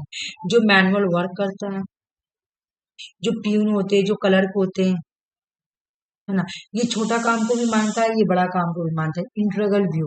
लेकिन मैनेजर ये ब्रॉडर व्यू रखता है, ये बड़ा व्यू से जुड़ा हुआ, और ये नैरो व्यू से जुड़ा हुआ। क्यों भाई? क्योंकि ये बहुत घमंडा इंसान है। बोल रहा है कि हम क्या है, मैनेजर है, तो मेरा मैनेजर, मैं सिर्फ मैनेजर से ही बात करूंगा। तो यहाँ पे एक बात सुनो, एग्जाम में क्वेश्चन आता है कि ये डिफिनेशन किस तरह से। इंटीग्रल व्यू का पर्पस क्या होता है कि एडमिनिस्ट्रेशन में सबको काउंट किया जाए, सबको जोड़ा जाए, जैसे सबके काम को जोड़ा जाए। जैसे मैनुअली कोई वर्क कर रहा है, मैनुअली वर्क मतलब क्या? जैसे तुम रिस्टोरेंट गई होगी, तो रिस्टोरेंट में जो ये वेटर होते हैं या जो बर्तन धोने वाला होता है, जब वो लोग बर्तन धोते हैं तो मैनुअल कर रहे हैं, हाथ का यूज कर रहे हैं, है ना, हाथ का यूज कर रहे हैं। और उसके बाद वेटर होते हैं वो भी हाथ से काम कर रहे हैं। तो क्लर्क वगैरह होता है, और साथ में मैनेजर भी होता है। तो ये इन सबको सपोर्ट कर रहा है। इंटीग्रल व्यू मैनुअल को भी सपोर्ट कर रहा और मैनेजर को भी सपोर्ट कर रहा। सिंपली हम इसको ये कह सकते हैं कि all the work process done by the government office from the peon. Government office में तुम लोग प्यून को देखी होगी ना, प्यून होता है, ऑफिस में भी प्यून होता है, हर जगह कॉलेज यूनिवर्सिटी में भी प्यून होता है। तो ये लोग इंटीग्रल व्यू से जुड़े हुए हैं। अगर तुमसे एग्जाम में पूछा जाए, ऐसे क्वेश्चन आते रुक जाओ, ऐसे स्टेटमेंट दे देगा, मैनुअल, क्लर्कियल, और साथ में प्यून रहेगा, मैनेजर रहेगा। बोलो बोलो ये इसमें से क्या है? तो ये इंटीग्रल व्यू। इंटीग्रल व्यू बोलता है कि पब्लिक एडमिनिस्ट्रेशन में सबको ही इम्पोर्टेंस चाहिए, सभी के एक्टिविटी को काउंट करना चाहिए, जोड़ना चाहिए, ऐड करना चाहिए, चाहे वो मैनुअल वर्क करे, चाहे वो प्यून क्यों ना हो एडमिनिस्ट्रेशन के अंदर। तो इंटीग्रल व्यू को सपोर्ट कौन कौन करते हैं ये भी तो नाम बता दो, आया हुआ क्वेश्चन है। एल.डी. वाइट सपोर्ट करते हैं, हेनरी फ्योल सपोर्ट करते हैं, जे.ए. वेग सपोर्ट करते हैं, मार्शल सपोर्ट करते हैं, मार्शल ई डी मॉक, ये पूरा एक ही नाम है, मार्शल ई डी मॉक जो है वो भी सपोर्ट करते हैं। वैग देख लो भाई, वाइट, फ्योल, बैग और मार्शल और डिमॉक, ये लोग सब सपोर्ट करते हैं इंटीग्रल व्यू। इंटीग्रल व्यू क्या बोलती है? एक एडमिनिस्ट्रेशन के अंदर सारे ही लोगों के एक्टिविटीज को जोड़ना चाहिए, मतलब सारे ही लोग इंपॉर्टेंट है, चाहे वो मैनुअल वर्क करे, चाहे वो बर्तन धोने वाला हो, चाहे वो मैनेजर हो, चाहे वो क्लर्क हो, चाहे वो पीओन हो, सब बराबर है। अब आता है तुम्हारा मैनेजर व्यू। मैनेजर व्यू बोलता है कि हम लोग सिर्फ मैनेजर जो फंक्शन करता है ना उसी परफॉर्म को ही काउंट करेंगे, उसको ही देखेंगे। हम लोगों का जो इनका जो व्यू है ना उसको नैरो व्यू बोलता है। ये लोग बहुत घमंडा है क्योंकि ये लोग सिर्फ बोलता है हम लोग मैनेजर के बारे में ही स्टडी करेंगे, मैनेजर को ही इम्पोर्टेंस देंगे, ठीक है। जो जो मैनेजर फंक्शन करता है ना उसको मैनेजर व्यू या नैरो व्यू बोलते हैं। तो कौन ऐसे थिंकर है जो मैनेजर व्यू को सपोर्ट करते हैं या नैरो व्यू को सपोर्ट करते हैं? कौन ऐसे थिंकर है? तो जो लदर गिलिक है, स्मिथ बर्ग है, टॉमसन है, हर्बर्ट सैमन है, ये लोग मैनेजर व्यू को सपोर्ट करते हैं। एग्जाम में क्वेश्चन आ जाएगा ऐसे दे देगा इंट्रागल व्यू, और 3 रहेगा तुम्हारा मैनेजर से, और एक रहेगा बोलेगा इसमें से कौन सा बताओ नहीं है मैनेजर व्यू, या कौन सा है, कैसे करके क्वेश्चन देता है। बहुत कम ऐसा होता है कि डिफिनेशन भी देता है। मुझे बताओ, एक मिनट रुक जाओ, मुझे पता नहीं नींद क्यों ला रही है इस टाइम, मेरी रोज नहीं लगती आने। एक सेकंड, चलो देख।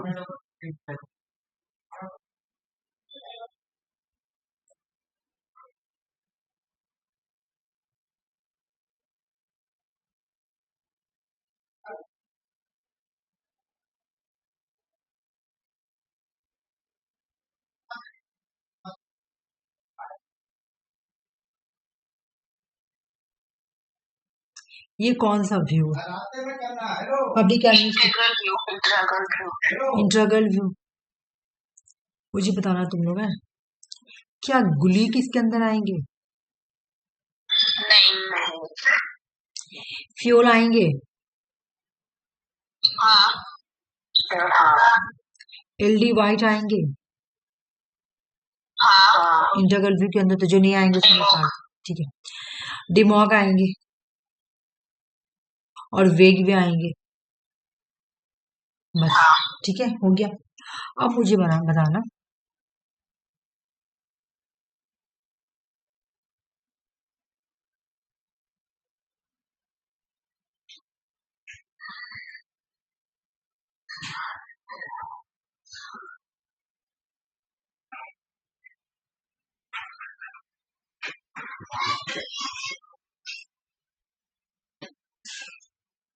मैनेजर व्यू जो है वो किसको सपोर्ट करता है, किस टाइप के लोगों को सपोर्ट करता है?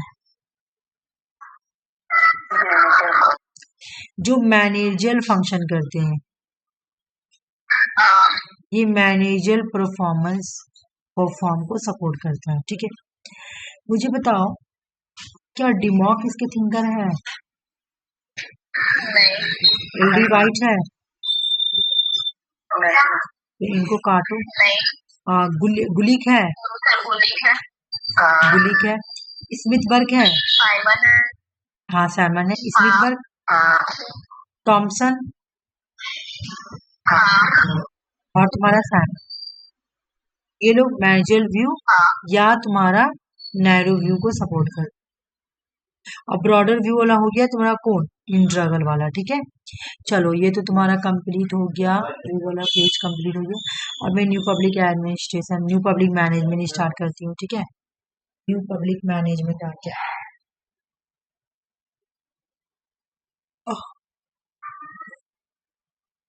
ये कंप्लीट हुआ, 3 टॉपिक कंप्लीट हुआ ना। अगर किसी को नहीं समझ में आएगा तो प्लीज बोलना मुझे, ठीक है। बोला न्यू पब्लिक मैनेजमेंट का ओरिजिन किसने किया? इस जो न्यू पब्लिक एडमिनिस्ट्रेशन है, इस वर्ड को क्वाइन किसने किया, ट्रम किसने किया? एक पर्सन है जिसका नाम है क्रिस्टोफर हुड। क्रिस्टोफर हुड ने न्यू पब्लिक मैनेजमेंट वर्ड को क्वाइन करते हैं अपने बुक, ठीक है, याद रखना। एग्जाम में अगर पूछा जाए कि न्यू पब्लिक मैनेजमेंट को क्वाइन किसने किया तो आंसर होगा क्रिस्टोफर हुड। उसके बाद दो थिंकर थे, एक का नाम था ऑसबर्न और एक का नाम था गैबलर। इन लोगों ने 1992 में एक बुक लिखी, बुक एग्जाम में आया हुआ है, री इन्वेंटिंग गवर्नमेंट। बस इतना ही आया था, री इन्वेंटिंग गवर्नमेंट। तुम याद पूरा करो या मत करो, मेरा पढ़ाना पूरा जिम्मेदारी है, लेकिन तुम लोग शॉर्ट के लिए आधा भी याद कर सकते हो, ठीक है। री inventing government, how the entrepreneurial entrepreneurial spirit in transforming the public sector, ठीक है। रीइन्वेंटिंग गवर्नमेंट एग्जाम में आया हुआ है, पूरा नहीं आता बुक का नाम, शॉर्ट में भी आते हुए चलेगी। ये न्यू पब्लिक मैनेजमेंट की पहली बुक थी, जिसके बाद न्यू पब्लिक मैनेजमेंट चलने लगी, स्टार्ट हो गई, ठीक है। तो देखो भाई, ऑसबर्न और गैबलर ने बुक लिखा था न्यू पब्लिक एडमिनिस्ट्रेशन के लिए, रीइन्वेंटिंग गवर्नमेंट। लेकिन यहाँ पे मैं बोली कि क्रिस्टोफर हुड जो थे इन्होंने, हाँ बोलो। आप कंटिन्यू कीजिए हमारे। Okay okay. बोले कि जो क्रिस्टोफर हुड जो है, इन्होंने क्वाइन किया था न्यू पब्लिक मैनेजमेंट को, न्यू पब्लिक मैनेजमेंट को। ये बात तो सही है, लेकिन कौन से बुक पे किया था, खाली एक बार पढ़ लो। A public management for all season. अगर ये बुक पूछे ये किसका बुक है, a public management for all season, Christo Christopher Hood की बुक है। मैं चाह रही हूँ ना, तुम लोगों को पता मैं क्या चाह रही हूँ, कि तुम लोगों को पूरा नवंबर और दिसंबर मुझे मिले रिवीजन के लिए। मैं इतने अच्छे से पेपर वन पेपर टू तुम लोग को रिवीजन करवा दूंगी ना, कि तुम्हें सिर्फ जाके एग्जाम में बस टिक आउट करना। बस मुझे अच्छा से टाइम मिल जाए। मैं सोच रही हूँ कि अक्टूबर तक का, मुझे आज 10 तारीख है ना, 10 अक्टूबर है, नहीं 15 तारीख हो गया। इतना जल्दी टाइम पार हो रहा है ना, मुझे समझ में नहीं आ रहा इतना जल्दी क्यों पार हो रहा है, क्योंकि मेरा टारगेट है कि मैं पेपर 2 अक्टूबर में कंप्लीट कर दूं, कि ऐसे में नवंबर के स्टार्टिंग में मैं लॉजिकल रीजनिंग कंप्लीट करा के तुम लोगों का रिवीजन स्टार्ट कर दूं। लेकिन देखो क्या होता है, हो पा रहा है क्यों। ठीक है, फिर बोल रहा, ये बात समझ में आ गई ना कि कौन दो, एक बुक है इंपॉर्टेंट जिसकी वजह से न्यू पब्लिक मैनेजमेंट आया था, और क्वाइन किसने किया था, तो न्यू पब्लिक मैनेजमेंट को क्वाइन किया था क्रिस्टोफर हुड ने। और कौन सी बुक में, तो public administration for all season, इस बुक में इन्होंने न्यू पब्लिक मैनेजमेंट को क्वाइन किया था। लेकिन न्यू पब्लिक मैनेजमेंट के लिए एक इंपॉर्टेंट बुक आई थी जिसके बाद वो बहुत पॉपुलर हो गई थी। उस बुक का नाम है रीइन्वेंटिंग गवर्नमेंट, और इसके जो थिंकर है ऑसबर्न एंड गैबलर की बुक। ठीक है, न्यू पब्लिक मैनेजमेंट आने की कुछ रीजन है, ऐसे सडनली नहीं आ गई है। क्यों आया था, क्योंकि वीक पब्लिक एडमिनिस्ट्रेशन, बोल रहा है क्योंकि खास कर वेस्टर्न कंट्री यूएस में तुम्हारा पब्लिक एडमिनिस्ट्रेशन वीक पड़ गई थी। बस खाली हेडिंग याद करना है, ठीक है। और दूसरा बात ये है कि वेस्टर्न कंट्री में बोला गया कि अब एडमिनिस्ट्रेशन को रिफॉर्म किया जाए, क्योंकि अब बहुत ज्यादा एडमिनिस्ट्रेशन में करप्शन वगैरह आ गई है।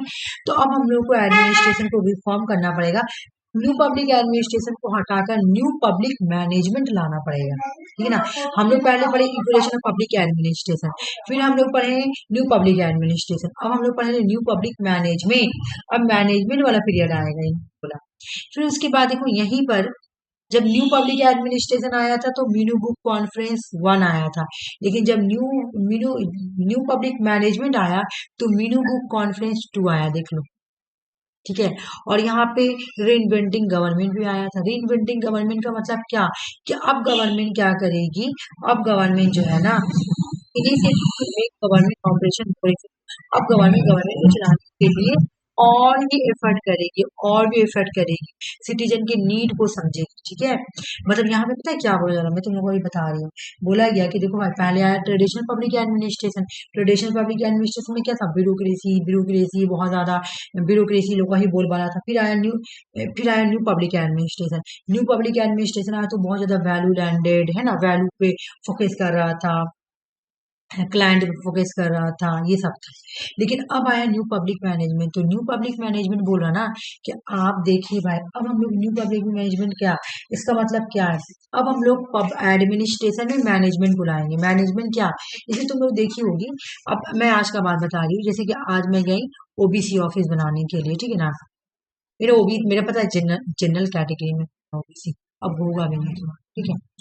तो ओबीसी ऑफिस में तुम, हाँ, पूछने वाले थे, क्लास करा लीजिए उसके बाद फिर हाँ पूछिएगा। क्लास के बाद में बताऊंगी, ठीक है ना।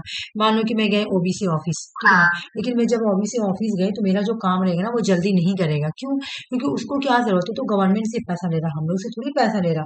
उसको जब मिलेगा, टाइम दे दिया है कि 11 से 2 बजे तक ही अंदर करेगा, कोई मतलब दे दिया, कोई रिस्पॉन्सिबिलिटी नहीं कि कहाँ पे, इतना सा छोटा सा जगह वहीं में रखा हुआ है, ठीक है ना। तो ये क्यों कर रहा है, क्योंकि ये पब्लिक एडमिनिस्ट्रेशन है ना। मैं भी एग्जांपल दे रही हूँ, पब्लिक एडमिनिस्ट्रेशन, क्योंकि ये गवर्नमेंट से पैसा ले रहा है, सिटीजन से पैसा नहीं ले रहा है, तो सिटीजन के लिए सर्विस कर रहा है। ठीक है, तो ये गवर्नमेंट के लिए उतना अच्छा काम नहीं, ये सिटीजन के लिए उतना अच्छा काम नहीं करेगा। बहुत रूडली बात भी करता है ना। अगर मन किया तो लिया, जमा नहीं मन किया तो फिर 1-1 घंटा 2-2 घंटा खड़ा भी करा देता है, बहुत देर देर तक का, बहुत ही करता है, क्योंकि ये पब्लिक एडमिनिस्ट्रेशन है ना। यहाँ पब्लिक ही गवर्नमेंट, ये जो यहाँ पे जो एम्प्लॉय काम कर रहा है ना, तो इसको गवर्नमेंट पैसा देती है। ठीक है, तो ये बिल्कुल अपना मर्जी से काम करेगा। 2 घंटा लाइन लगा सकता है, 3 घंटा भी लाइन लगवा सकता है, जब मन करेगा जो है ना, जब मन करेगा तब आएगा। हम गए अपने एक लड़की थी वहां पे, तो हमने इतना भीड़ क्यों है, तो वो बोली कि इसलिए भीड़ है क्योंकि अभी खुल गया, मैं इतना लेट में पहुंची थी, 11 बजे टाइम दिया हुआ था और खुल रहा ऑफिस का तुम्हारा, तुम्हारा 12 बजे खोल रहा, ठीक है। तो हम बोले कि इतना भीड़ क्यों, तो बोले कि अरे अभी खुला है, सोच लो। तो 11 बजे बोले लेकिन आप 12 बजे खोले, है ना। तो चलो ये तो क्यों, क्योंकि पब्लिक एडमिनिस्ट्रेशन था, लेकिन फिर बोला गया, मतलब ये एक समझाने के लिए बात बोल रही। अब बोला गया कि भाई पब्लिक एडमिनिस्ट्रेशन में बहुत ज्यादा करप्शन, बहुत ज्यादा वैल्यू लेडेड वगैरह हो गया ना, तो क्यों ना हम लोग पब्लिक एडमिनिस्ट्रेशन में मैनेजमेंट ला दे। मैनेजमेंट का मतलब क्या तुम्हें पता, तुम लोग देखी होगी टीसीएस, या तुम कोई मॉल में गई हो, पहले तुम लोग मैरिट क्वीन में गई थी, तुम लोग मैरिट क्वीन को जानती हो तुम लोग, अच्छा मैरिट क्वीन छोड़ो, हाँ। मैरिट क्वीन बड़ा बड़ा कोई बड़ा बड़ा मॉल वगैरह में जाना, तो वहां पे तुमको बड़ा बड़ा जो मॉल वगैरह होता है वहां पे जाओगी, तो एक आदमी आएगा तुम्हारे पीछे, बहुत अच्छे से बात करेगा तुमसे, बहुत अच्छा से, और पूछेगा बताइए आपको क्या लेना है, बोलिए क्या मैं आपका हेल्प करूँ, है ना, पूछता है कि नहीं पूछता, बहुत अच्छे से, क्यों, क्यों मैनेजमेंट, उन लोगों को बोला जाता है अपने ऑफिस की तरफ से, अपने सीनियर की तरफ से, तुम लोग इतना चेक बेचोगे, है ना, तो तुम लोगों को इतना, तुम लोगों को ना गिफ्ट मिलेगा, ठीक है, तुम लोग ये करोगे तो तुमको ये मिलेगा। तो ये लोग क्या करता है, और अगर नहीं भी बोला कि गिफ्ट मिलेगा, फिर भी अगर नहीं करेगा तो पूरा सीसीटीवी के सर्विलेंस के अंदर हो जाएगा, उसको लोग काम से निकाल देगा, क्योंकि अगर जैसे जो ग्राहक आए इनके दुकान से लेने के लिए, ये लोग अच्छे से बात नहीं कर रहा, खड़ा करा के रखा हो तो भाग जाएगा, दूसरी दुकान चला जाएगा, है ना। तो ये क्या हुआ, मैनेजमेंट, मैनेजमेंट का मतलब होता है प्राइवेट, ये तो प्राइवेट सिस्टम हो गया। तो यही बोला गया कि जो मैनेजमेंट और प्राइवेट सिस्टम वाला जो तरीका है ना, उसी को पब्लिक एडमिनिस्ट्रेशन में लाकर नाम रख देंगे न्यू पब्लिक मैनेजमेंट। हम लोग क्यों ना पब्लिक एडमिनिस्ट्रेशन में जो प्राइवेट सिस्टम में चलता है ना मैनेजमेंट वाला, वही वाला क्यों ना हम लोग यहाँ लिया है, क्यों ना हम लोग न्यू पब्लिक एडमिनिस्ट्रेशन को न्यू पब्लिक मैनेजमेंट कर दें, ये बात बोला गया था। क्यों, क्योंकि यूरोप में, यूएसए में, खास करके वेस्टर्न कंट्रीज में पब्लिक एडमिनिस्ट्रेशन बहुत वीक पड़ गई थी, बहुत कमजोर, करप्शन हाई पे थी, ठीक है, और रिफॉर्म भी करना बहुत जरूरी था देश में, ठीक है ना। और मीनू बुक कॉन्फ्रेंस आई 1980 में, इन्होंने भी बोला कि पब्लिक जरूरत है ना। उसके बाद री इन्वेंटिंग गवर्नमेंट, मतलब अब गवर्नमेंट को चेंज करना चाहिए, तो विक पब्लिक एडमिनिस्ट्रेशन, वेस्ट के एडमिनिस्ट्रेशन को रिफॉर्म करना, मीनू बुक कॉन्फ्रेंस 8 कॉन्फ्रेंस 2 1988 में आई, और री इन्वेंटिंग गवर्नमेंट, इन सबों की वजह से तुम्हारा न्यू पब्लिक मैनेजमेंट आई, ये सारा रीजन था, क्योंकि मीनू बुक कॉन्फ्रेंस में भी बोला गया कि अब मीनू बुक कॉन्फ्रेंस में भी मैनेजमेंट के बारे में बात किया है, ठीक है, मैनेजमेंट के बारे में, मतलब ग्लोबलाइजेशन, प्राइवेटाइजेशन, तो एक उसकी वजह से रीइन्वेंटिंग गवर्नमेंट में भी बोला कि अब गवर्नमेंट को चेंज करो, बहुत पुराना हो गया, अब नया करेंगे, अब हम लोगों को सिटीजन के नीड के अकॉर्डिंग रिस्पॉन्स करना होगा, उससे ना एडमिनिस्ट्रेशन बहुत ही एफिशिएंट हो जाएगा, करप्शन वगैरह नहीं रहेगा, ठीक है। फीचर्स एग्जाम में बहुत बनाया है, न्यू पब्लिक मैनेजमेंट के फीचर्स क्या है कि ये सिटीजन को एम्पावरमेंट देने की बात कर रही है, सिटीजन एम्पावरमेंट हो जाएगा, ये डिसेंट्रलाइजेशन के बारे में बात कर रही है, क्योंकि डिसीजन अब लोअर लेवल से लिया जाएगा, नीचे से लिया जाएगा, यहाँ पे गवर्नमेंट ऑर्गेनाइजेशन को रिस्ट्रक्चर गया, फिर से बनाया गया, new public management goal oriented है, कॉस्ट कटिंग तो एग्जाम में इतना बार आया हुआ है, इतना बार आया हुआ है, ये बोलते हैं कि यहाँ पे न्यू पब्लिक मैनेजमेंट का फीचर है कॉस्ट कटिंग या इनकम ग्रोथ, ठीक है, समझ में आ गया, कॉस्ट कटिंग क्या है, पोस्ट रिफाइनिंग पे रिव्यू जो लिया जाता है ना उसको थोड़ा कम कर देंगे, फिर मैनेजर सपोर्ट सर्विस, ठीक ना, मतलब हम लोग अब जो सर्विस जो देंगे ना लोगों को वो बेटर देंगे, बिल्कुल मैनेजमेंट के जैसा, बेटर सर्विस टू सिटीजन से क्या होगा कि काम और अच्छा होगा, मैनेजमेंट भी अच्छा होगा, बोलो बोला याद करो, प्राइवेट भी सुनो, मैं यहाँ पे, हाँ लिखी सॉरी लिखा मुझे, न्यू पब्लिक मैनेजमेंट ने इम्फेसिस किस चीज पे किया, इन्होंने प्राइवेट सेक्टर की जो प्रैक्टिस है ना, जितनी भी पब्लिक सेक्टर में जो जितने भी प्राइवेट सेक्टर में जो चीज होते थे ना, प्राइवेट सेक्टर मतलब क्या, मैनेजमेंट वाला, है ना, या इसको तुम प्राइवेट सेक्टर भी बोल सकती हो, तो इन्होंने न्यू पब्लिक मैनेजमेंट ने क्या क्या अडॉप्ट किया, मतलब प्राइवेट सेक्टर में जितने भी काम होते हैं ना, जितने भी मैनेजमेंट वगैरह होते हैं ना प्राइवेटली तरीके से, उसको उन्होंने क्या किया, पब्लिक सेक्टर में अडॉप्ट कर लिया, ठीक ना। पब्लिक होता है गवर्नमेंट का, याद रखो। पब्लिक जो होता है वो गवर्नमेंट का होता है, और प्राइवेट जो होता है वो बड़ा बड़ा इंडस्ट्रियलाइज, बड़ा बड़ा मॉल का मालिक, वो लोग होता है ना। ठीक है। तो जो जो ये यहाँ पे जो जो फीचर्स, रूल्स, रेगुलेशन है ना, इन्होंने क्या किया, पब्लिक एडमिनिस्ट्रेशन के अंदर अडॉप्ट कर लिया। यही को बोला गया है न्यू पब्लिक मैनेजमेंट। ठीक है। इससे क्या होगा, इम्प्रूव होगा reporting and monitoring mechanism. Mechanism को मॉनिटर किया जाएगा, और रिपोर्ट जो है ना, वो सब रिपोर्टिंग वगैरह जो है ना, और इम्प्रूव होगा। और यहाँ पे बिल्कुल क्लियर परफॉर्मेंस दिखेगा। टारगेट टू इंश्योर अकाउंटेबिलिटी इफेंसी, ये बिल्कुल ही इफेंसी और अकाउंटेबिलिटी पता चलेगा इससे। अगर हम न्यू पब्लिक मैनेजमेंट ला देंगे ना, तो पब्लिक एडमिनिस्ट्रेशन में अकाउंटेबिलिटी आ जाएगी, और क्लियर परफॉर्मेंस दिखेगा, और इफेंसी आ जाएगी। मतलब बोला गया ये कि जितनी भी इंडस्ट्रीज, प्राइवेट इंडस्ट्रीज में जो रूल्स रेगुलेशंस है ना, वो पब्लिक एडमिनिस्ट्रेशन में मिला के डाल देंगे। तो पब्लिक एडमिनिस्ट्रेशन में किसी भी तरह का करप्शन वगैरह नहीं। बताओ मुझे, न्यू पब्लिक मैनेजमेंट समझ में आया तुम लोगों को? समझ में आया? हम्म, समझ में आया सुषमा और अंजलि? ठीक है। ओके, अभी मैं पूछूंगी तुम लोग से फ्यूचर, तो तुम लोग मुझे बताना, यहाँ मैं पूछूंगी।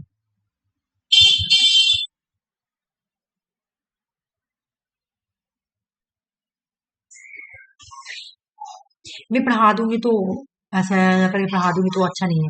पढ़ाने का मतलब क्या है कि तुम लोगों को समझ में आना चाहिए। ठीक है। समझ में नहीं आएगा, मैं एक चीज को 10 बार समझाने के लिए तो तैयार हूँ। ठीक है।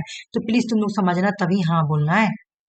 चलो मुझे पहले बताओ कि क्या सिटीजन को इम्पावरमेंट देना, सब बोलना, तीनों आदमी बोलना, आशी, अंजलि और ये, और लक्ष्मी। मैं बार बार सुषमा बोल रही है, लेकिन सुषमा चली गई ना। सिटीजन को इम्पावरमेंट देना, क्या ये तुम्हारा एक फीचर है न्यू पब्लिक मैनेजमेंट का?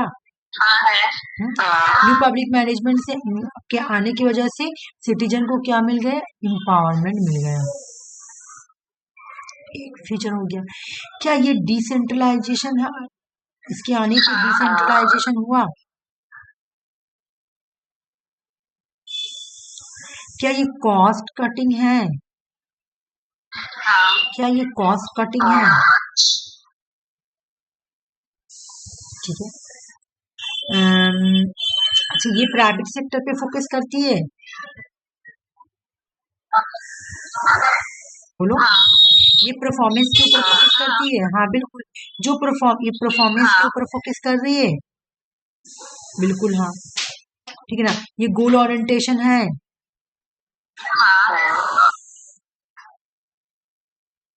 ठीक है। बाकी तो सारा ही तुम लोग और पढ़ लोगे, है ना। अच्छा, मुझे बताओ कि न्यू पब्लिक मैनेजमेंट को क्वाइन किसने किया था, नाम बताओ। क्वाइन किसने किया? Christopher Holt, 1991, Christopher Holt. Reinventing government book किसका है? Reinventing government, Osborne and Gaebler की बुक। ठीक है, मैं यहाँ पे लिख दे रही हूँ रीइन्वेंटिंग गवर्नमेंट बुक जो है, मैं यहाँ पे लिख दे रही हूँ ऑसब्रॉन, BORNE, ऑसब्रॉन एंड गैबलर। तुम लोगों को ना इस बार हर हाल में नेट क्वालिफाई करना है। ठीक है। जो फॉर्म भरा उसको बोले, जैसे कि ये क्या नाम है, लक्ष्मी नहीं भरेगी, है ना, लेकिन प्रिपरेशन रखना है। चलो ये तो हो गया तुम्हारा न्यू पब्लिक मैनेजमेंट। क्या कौन कौन क्या क्या बोला न्यू पब्लिक मैनेजमेंट के बारे में, एक बार देख लेते हैं। ये भी PY क्वेश्चन है। ठीक है। बोला कि हेनरी निकोलस बोलते हैं कि public administration, sorry, new public management में ना 5A है, या इसके 5 फंडामेंटल्स। 5A कौन बोला? न्यू पब्लिक मैनेजमेंट में 5A, ये किसने बोला? निकोलस हेनरी ने बोला। लेकिन ये 5A कौन कौन सा है?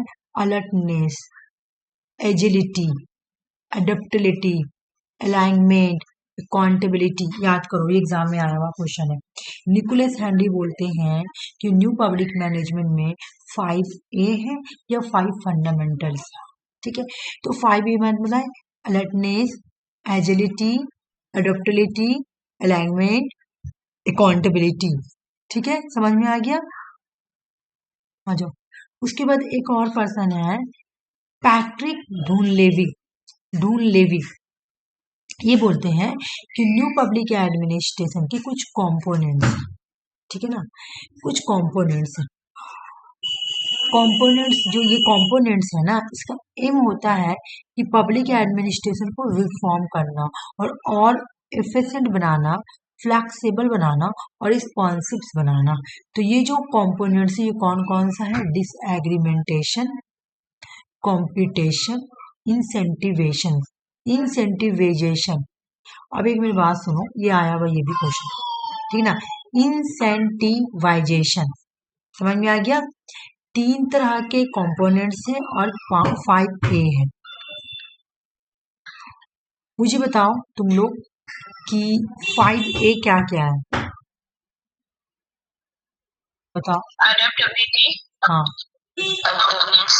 हाँ हाँ, और बताओ।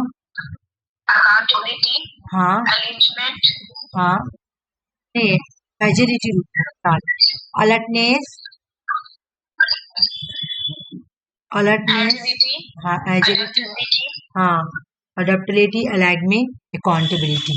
ठीक है, मैं एक बार फिर से बोल दे रही हूँ, देखो भाई,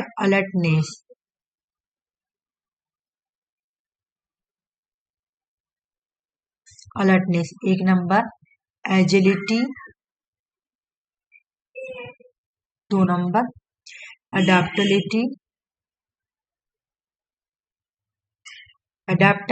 है, ठीक ना, अडेप्टबिलिटी। और एक आ रहे अलाइनमेंट और एक और अकाउंटेबिलिटी। 3 कंपोनेंट्स के बारे में बताओ। अच्छा, ये 5A को किसने दिया था? 5A को किसने दिया था? Nicholas Henry. और मुझे ये बताओ कि निकोलस हेनरी, हाँ, थ्री जो कंपोनेंट्स है, नाम बताओ। competition, हाँ, incentivization, disaggregation, बिल्कुल 3 है। अच्छा, एक चीज तुम लोग एक चीज और देख लो, मैं तुम लोगों को यहाँ पे नहीं गई हूँ बुक पढ़ाना, ये बुक पढ़ लेना, ये एग्जाम में आया हुआ है। स्टेफन पी ऑसब्रोन, अभी हम लोग ऊपर भी पढ़े ना इनका, इन्होंने ही तो न्यू पब्लिक मैनेजमेंट को कॉइन किया था, ऑसब्रोन। इनका बुक का नाम है public management, critical perspective on business and management. Christopher hood जो है, ये क्या करते हैं? क्वाइन करते हैं न्यू पब्लिक मैनेजमेंट को। इनका एक बुक हम लोग पढ़े थे सीजन वाला, एक बुक ये है, the art of the state, culture, rhetorics and public management. Jan Erik Lane new public management के थिंकर है, इनका बुक का नाम है new public management and introduction. Michael Barzelay, ठीक बोलिए ना, बार्जेले, हाँ, the new public management improving research and public dialogue. एक बार पढ़ लो, उसके बाद मैं क्वेश्चंस लाऊंगी तो तुम लोग को हो जाएगा, ठीक। चलो कुछ क्वेश्चन सॉल्व कर लेते हैं, उसके बाद तुम लोग पढ़ना। मीनू ब्रुक कॉन्फ्रेंस 1968 में आई है, फर्स्ट वाला। मीनू बुक कॉन्फ्रेंस 2 1998 में आई है। मीनू बुक कॉन्फ्रेंस 3 2008 में आई है। अब याद करना बहुत इजी है, तुम 1968 याद कर लो सिर्फ, और बस 20 जोड़ दो, आंसर बन जाए 8 8 90, फिर 20 जोड़ दो। ये 20 साल के बाद होती है, ठीक है, हो गया ना, ये 20 साल के बाद होती है। तो पहला वाला conference Meenu group 1 conference 1968, Meenu group conference 2 1998, Meenu group conference 3 2008, ठीक है। एक बार क्वेश्चन तुम लोग सॉल्व करो, उसके बाद मैं तुम लोगों को दूसरा पे पढ़ा रही हूँ। इस बार का क्वेश्चन है ना, कोई भी पुराना क्वेश्चन नहीं लाई हूँ, 2000 जून का ही सारा क्वेश्चन है। नहीं, ये खाली अलग है, ये अलग है, डोमेटिक वाला क्वेश्चन अलग। हाँ, ये सारा जून का है। चलो भाई, पहले ये 32 क्वेश्चन सॉल्व करो, तीनों आदमी सॉल्व करके मुझे बताओ। अब इतना इजी क्वेश्चन में तुम लोग बताओ। option number 4, और बताओ।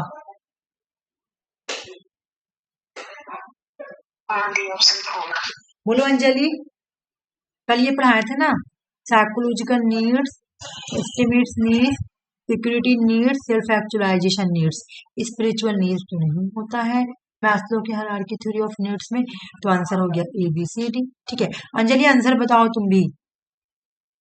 27, चलो ये बताओ, इस बार का क्वेश्चन है ना। Option number 1। बताओ ये लक्ष्मी और अंजलि आंसर बताओ। पता है कुछ तुम लोग को 2 बुक ही याद होगा, 2 बुक नहीं होगा, ठीक है, 2 बुक नहीं होगा तो ऐसा तीन तीन तीन होगा, 3 याद होना चाहिए। हाँ दी ऑप्शन 1। अंजलि बताओगी कि मैं बताऊं? डूडवाल्डो, हाँ अभी बताए ना, डूडवाल्डो स्टडी ऑफ पब्लिक एडमिनिस्ट्रेशन, एक सी बन गया। हाँ एक सी बन गया। अभी मैं ये भी पढ़ाऊंगी, पीटर ड्रकर लेकर आए हैं ये भी। रिनेस लिकेट भाई, नहीं यहाँ रिनेस लिकेट का पूछना है ना, तो ये हो जा रहा है। और हैसबर्ग ने मोटिवेशन, हाँ हो तो गया, ठीक है। चलो ये आंसर हो गया तुम्हारा। चलो ये करो,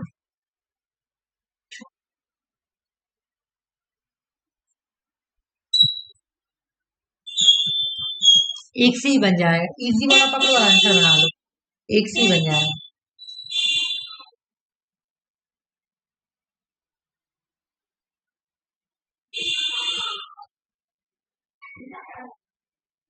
ऑप्शन नंबर 2। कैसे बोली तुम? 2 चीज से पकड़ सकती थी, एक मतलब दोनों से, जिससे भी पकड़ो तुम्हारा आंसर बन जाएगा। देखो सबसे, अच्छा देखो, नहीं मैं इसे लक्ष्मी को बोली, तुम्हारा ठीक था।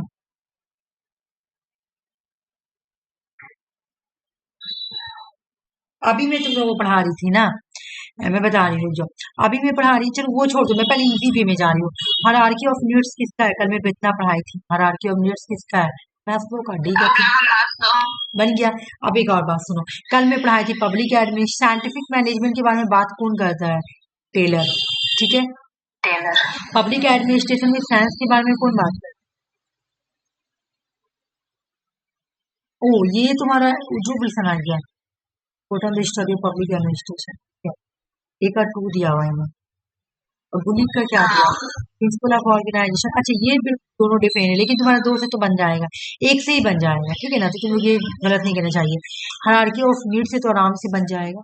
और उसके बाद बी का 1, ठीक है, बी का पकड़ती चाहे तुम डी का पकड़ती, किसी से भी पकड़ती तो तुम्हारा आंसर बन जाएगा। हाँ अच्छा ये वाला करो, कल पढ़ाई theory X and theory Y, उसके बाद में दूसरा टॉपिक स्टार्ट कर दूँ। Option number 2। चलो बताओ कौन कौन बताएगा, कल का क्लास तुम लोग सब की हो, मुझे बताओ। थ्योरी एक्स कैसा इंसान था? बताओ अंजलि।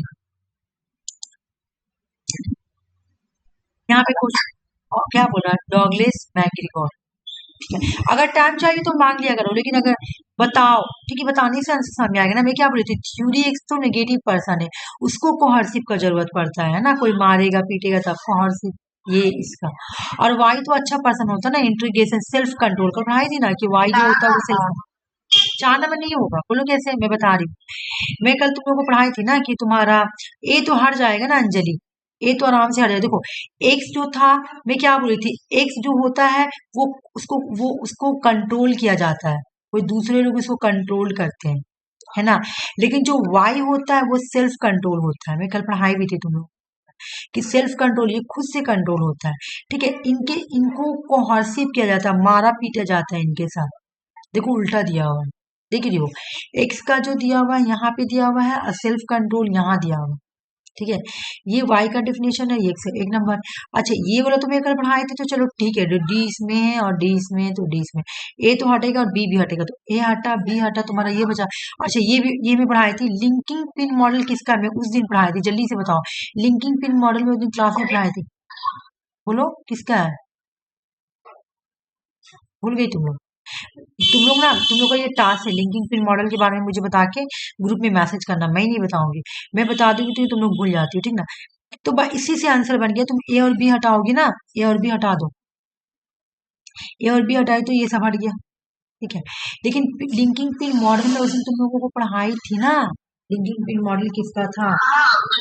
निकट का है, हाँ तो तुम्हें मेरी बात बताओ, तो ये यहाँ तो डॉगलेस का मांग रहा है, है ना, प्रोग्रेस का मांग रहा है, तो ई भी हटा दो। जब ई हटा दो तो तुम्हारा आंसर बना 6C और D, यानी स्कलन प्लान और ह्यूमन साइड ऑफ एंटरप्राइज। और अगर तुम लोग 2025 का क्वेश्चन सॉल्व की होगी तो मैं बताई थी कि स्कलन, एग्जाम में ऐसे ही सॉल्व किए थे, हाँ, ई को हटाएं और ए बी को और मैं हटाएं। ये बोली भी थी कि स्कलन प्लान जो है ये डायग्लोस मैग्रीगोड डायरेक्ट नहीं लाए हैं, इन्होंने सिर्फ इसको यूज किया था, इसलिए इसका रेस्पेक्टिव से आंसर मैं इसका नाम भी बताती जो पर्सन लाया था। ठीक है, तुम लोग एमसीक्यू क्वेश्चन 2025 वाला सॉल्व करो, ये 2025 का क्वेश्चन है, मैं अपने तरफ से नहीं लाई हूँ। ठीक है, आ जाओ, मैं कल फिर लेकर आऊंगी पब्लिक एडमिनिस्ट्रेशन का क्वेश्चन।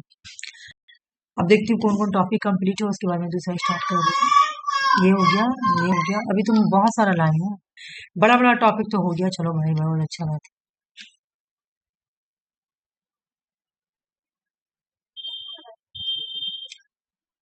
चलो, इससे भी क्वेश्चन इस बार आया हुआ था, वो पढ़ी भी थी, देखी भी थी, ये वाला क्वेश्चन आया हुआ था, है ना। 4A वाला, 4P वाला, गुलीक आइडेंटिफाई करते हैं कि 4 basis to divided work create department in the organisation. एक ऑर्गेनाइजेशन में काम को 4 पार्ट में बांट दिया, उसको हम लोग बोलते हैं 4P। गुलिक आइडेंटिफाई करते हैं कि 4 बेसिस ऑफ डिपार्टमेंटल ऑर्गेनाइजेशन के अंदर 4P होता है। एक P का नाम है पर्पस, दूसरा P का नाम है प्रोसेस, तीसरा का नाम है पर्सन और फोर्थ का नाम है प्लेस। तो जो पर्पस होता है ना, तो इसे कुछ काम करने का मतलब फंक्शन आएगा इसके अंदर, मतलब इसे कुछ फंक्शन जो करता है ना उसमें कुछ पर्पस होगा। तो प्रोसेस का मतलब क्या था भाई, क्या मेथड यूज करोगी, क्या टेक्निक यूज करोगी। पर्सन का मतलब क्या, क्लाइंटल, अभी ऊपर भी बढ़ाए, क्लाइंट मतलब सिटीजन, सिटीजन मतलब पर्सन, एक ही हो गया। प्लेस का मतलब एरिया, ठीक है ना। 4P किसने दिया है, तो गुलीक ने दिया है। अगर गुलीक ना हो आंसर, एक बार क्वेश्चन आया कि 4P किसने दिया, तो कभी कभी यूरबिक भी लगा देता, हालांकि इन्होंने मेन ओरिजिनल गुलीक ने ही दिया है। ठीक है, गुलीक ने दिया 4P, purpose, process, person and place. ठीक है, मुझे एक बार तुम लोग बता दो, 1 मिनट में तुम लोगों को आधा पढ़ाई ना, ऊपर नीचे हो गया। माय गॉड, यहाँ से स्टार्ट है, उसके बाद ये फोन आएगा। आ जाओ, सॉरी सॉरी है। क्लासिकल थ्योरी पिक पर कब पहुंचे, एग्जाम में क्वेश्चन आएगा। क्लासिकल थ्योरी या प्रिंसिपल ऑफ पब्लिक एडमिनिस्ट्रेशन, मैं अभी उधर भी पढ़ाई हूँ। क्लासिकल थ्योरी या प्रिंसिपल ऑफ पब्लिक एडमिनिस्ट्रेशन अपने पिक पर कब पहुंची थी, जब 1937 में गुलीक और यूबिक ने मिलकर एक बुक लिखा था, paper on the science of administration. इस वक्त क्लासिकल थ्योरी या प्रिंसिपल ऑफ पब्लिक एडमिनिस्ट्रेशन अपने पिक पर पहुंची थी, और इन्हीं को फॉलो करते हैं गुलीक और यूबिक को ही बहुत ज्यादा इन्फ्लुएंस हुए थे, है ना, बहुत ज्यादा इन्फ्लुएंस हुए थे। बाकी के जो थिंकर थे मैं बता रही हूँ, पहले याद रखना कि पब्लिक एडमिनिस्ट्रेशन अपने पिक पर कब पहुंचे थे। क्वेश्चन एग्जाम में आएगा कि पब्लिक एडमिनिस्ट्रेशन क्लासिकल थ्योरी या प्रिंसिपल ऑफ एडमिनिस्ट्रेशन अपने पिक पर कब पहुंचते हैं, तो 1937 में जब गुलीक और यूरबिक बुक लिखते हैं, paper on the science of administration. Okay, अब आ जाओ, बोला दो क्लासिकल थिंकर है ना, इन्होंने क्या किया, फ्यूल के काम को ही बस आगे बढ़ाया है, एलोबरेट किया है। लेकिन ये लोग क्या करते हैं, जितने भी क्लासिकल थिंकर हैं, ये लोग ह्यूमन फैक्टर को एक ऑर्गेनाइजेशन के अंदर निग्लेक्ट कर देते हैं, इसलिए इनको क्लासिकल थिंकर बोला गया है, इसलिए इनको फॉर्मल थिंकर बोला जाता है। ह्यूमन फैक्टर को निग्लेक्ट कर देते हैं। और जो ये गुलीक और यूरबिक है ना, इन्होंने फ्यूल के ही काम को बढ़ाया था बस, और कुछ नया नहीं दिया था। नया खाली क्या दिया था, paper on the science of administration जो लिख दिया, जिसकी वजह से public administration, sorry classical administration अपने पिक पर पहुंच गई थी, है ना। देख लो भाई, मैं क्या बोली कि जितना भी क्लासिकल थिंकर है, जितना भी सेकंड फेस वाले थिंकर है, जितना भी सेकंड फेस वाले थिंकर है ना, इन्होंने प्रिंसिपल दिया। तो गुलीक जो है ना, वो 10 प्रिंसिपल ऑफ एडमिनिस्ट्रेशन देते हैं, बोलते हैं कि एडमिनिस्ट्रेशन में 10 प्रिंसिपल होगी, कौन कौन सा होगी एक बार देख लेते हैं। डिवीजन ऑफ वर्कर को उनके काम के अकॉर्डिंग बांट दिया जाए, बिल्कुल फ्यूल के जैसा, क्योंकि ये फ्यूल के काम को ही तो एलिबरेट कर रहे हैं ना, बढ़ा रहे हैं, कुछ कुछ डिफरेंट होगा। Basis of departmental organisation, organisation में डिपार्टमेंट के बेस पे बनाया जाए। Coordination through the hierarchy, coordination बनाए ना तो हायरार्की में, हम लोग जब फ्लोर के पढ़े थे तो फ्लोर पे खाली बोला गया था कोऑर्डिनेटिंग बनाना, है ना। हम लोग पॉक में पढ़े थे, POCC कि प्लानिंग, ऑर्गेनाइजेशन, कोऑर्डिनेटिंग, नहीं, कमांड, कोऑर्डिनेटिंग, कंट्रोल, शायद ऐसी था ना, या पहले कोऑर्डिनेटिंग था। नहीं, पहले तुम्हारा था कमांड देना, फिर कोऑर्डिनेटिंग, फिर कंट्रोल, ऐसे था। लेकिन यहाँ पे क्या बोला, कोऑर्डिनेटिंग करना है लेकिन हायरार्की के थ्रू करना। गुलीक क्या बोले, गुलीक पढ़ रहे हैं ना, हाँ गुलीक पढ़ रहे हैं। गुलीक ने 10 प्रिंसिपल दिया, बोले एक ऑर्गेनाइजेशन के अंदर 10 प्रिंसिपल होंगे, ठीक है। इन्होंने बोला कि कोऑर्डिनेटिंग होगी, लेकिन ये कोऑर्डिनेटिंग हायरार्की के थ्रू चलेगी, मतलब कोई ए होगा, फिर डी होगा, फिर सी होगा, मतलब ऐसे ऐसे होगा। फ्योन ने भी तो बोला था, फ्योन ने भी तो फिर लास्ट में तुम्हारा चैन ऑफ कमांड दे दिया था ना, तो उन्होंने भी यही बोला था। इन्होंने लिख के बोला और उन्होंने चैन ऑफ कमांड में बोला। डेलिबरेटिव कोऑर्डिनेशन होगा आइडिया के बेस पे, मतलब सब आके अपना डेलिबरेट बताएंगे, है ना, एक्सपीरियंस देंगे कि हाँ भाई ऐसे ऐसे होगा कोऑर्डिनेशन। कोऑर्डिनेशन का मतलब क्या, सभी लोगों को एक जगह कोऑर्डिनेट किए और सब आके वहां पर अपना स्पीच देगा, डेलिबरेट करेगा, अपना आइडिया बताएगा, ठीक ना। कोऑर्डिनेशन कमेटी के थ्रू भी होगा, डिसेंट्रलाइजेशन होगा, यूनिटी ऑफ कमांड फ्यूल वाला, स्टाफ एंड लैंड इन्होंने अलग चीज बोल दिया। डेलीगेशन होंगे, स्पेन ऑफ कंट्रोल होंगे, देख लो इन्होंने क्या बोला, स्पेन ऑफ कंट्रोल, डेलीगेशन, ठीक है, unity of command, decentralisation, delegate coordination, coordination through hierarchy, basis of departmental organisation, ये सब 10 प्रिंसिपल होंगे एक ऑर्गेनाइजेशन के अंदर। ये बोलते हैं गुलीक। और उसके बाद गुलीक क्या करते हैं, 4P को दे देते हैं। 4P क्या मतलब, इन्होंने बोला कि एक एक ऑर्गेनाइजेशन के डिपार्टमेंट के अंदर 4 वर्कर को 4 पार्ट में डिवाइड कर दो, जिसको 4P बोला जाता है। पर्पस काम के अकॉर्डिंग बांट दो, प्रोसेस मेथड और टेक्निक्स के अकॉर्डिंग बांट दो, पर्सन क्लाइंट के अकॉर्डिंग बांट दो, प्लेस एरिया के अकॉर्डिंग बांट दो, इस तरह से। अब आ गया तुम्हारा उर्बिक, तो भाई वही बुक वाला बात आ गया, यहाँ से आ जाओ। उर्बिक जो है ना, देखो एक बार मैं एक बात बताती हूँ, जैसे मैं बोली कि 4P किसने दिया, तो गुलीक ने दिया, इंडिविजुअल में पढ़ाई, ठीक है ना। लेकिन पोस्ट क्रब किसने दिया, तो देखो अगर तुम बुक में पढ़ोगी ना, बुक में तो साफ साफ लिखा हुआ है तुम्हारा एक पर्सन के बारे में। लेकिन चूंकि एग्जाम में दिया हुआ है, नेट ने इसको दोनों कंसिडर किया, ऐसे मैं दोनों को कंसिडर करके पढ़ा रही हूँ, कि पोस्ट क्रड जो है इसको क्वाइन किया गया था, डेवलप किया गया था ओवर गुलीक और उर्बिक ने किया था, दोनों ने मिलकर किया था एडमिनिस्ट्रेटिव मैनेजमेंट थ्योरी में। मतलब जब उन्होंने जब पेपर एडमिनिस्ट्रेशन लिखा ना, तो ये थोड़ा मैनेजमेंट की तरफ चल गया, थोड़ा साइंस की तरफ चल गया, ठीक है। तो गुलीक और उर्बिक ने दोनों ने मिलकर पोस्ट क्रब लाया, और पोस्ट क्रब का फुल फॉर्म मैं ऊपर पढ़ा चुकी हूँ, ठीक है। अच्छा यहाँ पर है, देख लो पोस्ट क्रब क्या है भाई, planning, organisation, staffing, directing, coordinating, reporting and budgeting. तो अब एक और मेरे पास, इन्होंने बोला एक ऑर्गेनाइजेशन में काम करने के लिए 7 एलिमेंट्स होंगे, 7 एलिमेंट्स। 7 एलिमेंट्स क्या, यही बना, प्लानिंग, पहले प्लान बनाओ, फिर ऑर्गेनाइज करो, फिर स्टाफिंग करो, फिर डायरेक्ट करो, फिर कोऑर्डिनेटिंग करो, फिर रिपोर्ट करो, फिर बजटिंग करो। हाँ, अब भाई देखो सब प्रिंसिपल दे रहा, हमने देखा कि गुलीक ने भी दिया, गुलीक ने 10 दिया, फ्योन ने 8 दिया, तो ये क्यों बच के रहेंगे, ये भी देंगे, तो इन्होंने 8 प्रिंसिपल दिया। ये एलिमेंट्स है, समझ लाना, ये पोस्ट क्रब एलिमेंट्स है, लेकिन प्रिंसिपल का बात हो रहा ना, अब ये प्रिंसिपल दिए, इन्होंने 8 प्रिंसिपल दिया, यूरबिक ने 8 प्रिंसिपल दिया, ठीक है। आओ देखते कौन कौन सा।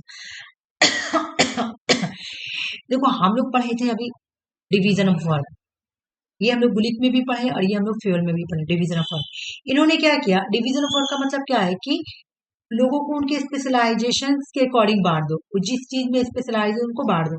इन्होंने क्या किया, डायरेक्ट लिख दिया principle of specialisation. Division of work नहीं लिख के लिखा प्रिंसिपल ऑफ स्पेशलाइजेशन, जो पर्सन जिस काम में स्पेशलाइज है उसको वो काम दे दो।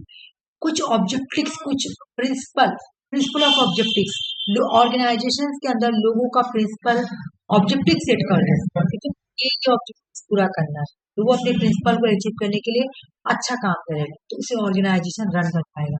रिस्पॉन्सिबिलिटी दे दो, ये हम लोग पढ़े थे फ्यूल में, लेकिन फ्यूल ने बोला था कि ऑथोरिटी भी होगा और रिस्पॉन्सिबिलिटी भी होगा, लेकिन उर्बिक बोलते हैं कि सिर्फ प्रिंसिपल ऑफ रिस्पॉन्सिबिलिटी होगा एक ऑर्गेनाइजेशन के अंदर। ये स्कलर चेन के बारे में बात कर रहे हैं, फ्यूल ने भी बात किया था स्कलर के बारे में, इन्होंने भी बात किया। ये इंडिविजुअल क्वेश्चन आता है, ये तुम्हारा पीएससी का क्वेश्चन है, एमपीपीएससी, यूपीपीएससी या फिर राजस्थान पीएससी ले लो, इन सब में क्वेश्चन आया हुआ है, ठीक है ना। मैं क्या बोली, इन्होंने दिया था स्पैन ऑफ कंट्रोल, देख लो एग्जाम में अगर क्वेश्चन पूछे, और भी बहुत सारे थिंक कर दिए, लेकिन इन्होंने भी दिया है उर्बिक दिया है कि गुलिक दिया है, देखो उर्बिक नाम समझना, उर्बिक एग्जाम में क्वेश्चन आया है। तो इन्होंने बोला span of control. Span of control का मतलब क्या, मैं समझा दे रही हूँ। स्पैन ऑफ कंट्रोल का मतलब है, स्पैन ऑफ कंट्रोल का मतलब है कि एक एक मैनेजर होगा, ठीक है ना, या सुपरवाइजर बोलो, मैनेजर बोलो, जो भी बोलो, तुमको जो अच्छा लग रहा है वो बोलो,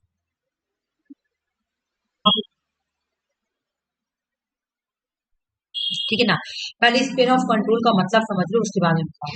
बोले कि स्पेन ऑफ कंट्रोल का मतलब है कि एक सुपरवाइजर होगा,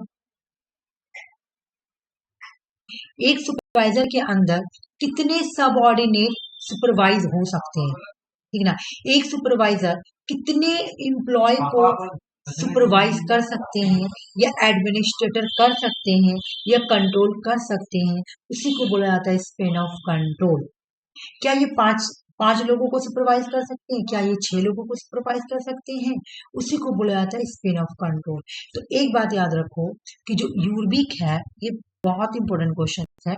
यूर्बिक बोलते हैं कि जो सुपरवाइजर है ना, जो सुपरवाइजर है ना, वो 5 देख लो 5 या 6 पर्सन को ही सुपरवाइज कर सकते हैं। स्पेन ऑफ कंट्रोल के अंदर एक सुपरवाइजर 5 5 या 6 सुपरविजन ही कर सकते हैं, मतलब अपने सबऑर्डिनेट को सुपरवाइजर करना एक मैनेजर होगा, ठीक है ना। मैनेजर क्या होगा, सुपरवाइजर। सुपरवाइजर का मतलब क्या होता है, देख करना, उसके अंदर में काम करना। तो एक मैनेजर अपने अंदर या तो 5 लोगों को सुपरवाइज कर सकता है, या तो 6 लोगों को सुपरवाइज कर सकता है। 5 से 6, इससे ज्यादा लोगों को सुपरवाइज नहीं कर सकता है। ये किसने बोला, यूर्बिक ने बोला। एग्जाम में क्वेश्चन आया हुआ है, यूर्बिक ने स्पेन ऑफ कंट्रोल का नंबर कितना बताया है। तो यूर्बिक ने स्पेन ऑफ कंट्रोल में बोला है कि 5 से 6 लोगों को ही सुपरवाइज किया जा सकता है। समझ में आ गया। Principle of coordination, principle of correspondents, ठीक है, और प्रिंसिपल ऑफ डिफिनेशन।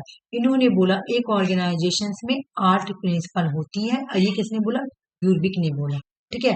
समझ में आ गया, कंप्लीट हो गया तुम्हारा। कुछ हौच पौच हुआ, कुछ मतलब ऐसा है कि पूछना है बोलो। बाकी मैं पब्लिक एडमिनिस्ट्रेशन को क्वेश्चंस लेकर आऊंगी, तो तुम लोगों को रिवीजन भी कराऊंगी। तुम लोग को ये याद हो रहा है कि नहीं, मुझे बताओ। माइंड में जा रहा है कि नहीं जा रहा है, ऐसा नहीं तो कि ऊपर से सब पार हो रहा है। अगर ऊपर से हाँ पार, समझ आ रहा है। हाँ सबको ही बोलो भाई, ठीक है ना। देखो आरसी तो मैं पूछ रही तो बोल रही थी, तुम लोग भी बोलो उसी तरह से। हाँ हमको देखो समझ में ना आएगा ना, अब आरसी बोली हाँ समझ में आया, तुमको समझ में आ गया कि हाँ आरसी बोल रही। अंजलि तुम भी बोलो, वैसे लक्ष्मी भी बोली अभी, ठीक है। आ जाओ, पीटर ड्रकर। पीटर ड्रकर जो है, देखो भाई एक क्वेश्चन आता है एग्जाम में, स्मार्ट। तो एग्जाम में क्वेश्चन आया हुआ है, स्मार्ट कॉन्सेप्ट को इंट्रोड्यूस किसने किया, किसने लाया। तो तुम्हारा आंसर पीटर ड्रकर नहीं होगा। इसको जो इंट्रोड्यूस किसने किया, इससे अब क्वाइन पूछा एग्जाम में, एग्जैक्ट ऐसे पूछा गया था कि ये जो स्मार्ट है ना, SMART, इसको क्वाइन किसने किया था, एग्जाम में क्वेश्चन आया हो, क्वाइन किसने किया था, आंसर होगा जॉर्ज टी ड्रॉन, ठीक है, होगी समझ में। लेकिन अगर तुमसे पूछे कि इसको यूज किसने किया था, ठीक है, इसको यूज किसने किया था, तो इसको पीटर ड्रकर ने यूज किया था पीटर ड्रकर ने स्मार्ट को, ठीक है ना। ये जो स्मार्ट वर्ड है ना, इसको यूज किया था, है ना, अपने थ्योरी में, अपने कामों में, कौन, पीटर ड्रकर ने। लेकिन इसको क्वाइन किया था जॉर्ज टी डॉन ने। मतलब पीटर ड्रकर इससे जुड़े हुए हैं, स्मार्ट से जुड़े हुए हैं। स्मार्ट का फुल फॉर्म क्या है, स्पेसिफिक, सॉरी स्मार्ट ना, स्मार्ट, हाँ, specific is measurable, A achievable, A realistic, और टाइम बॉन्डेड, टी, ठीक है।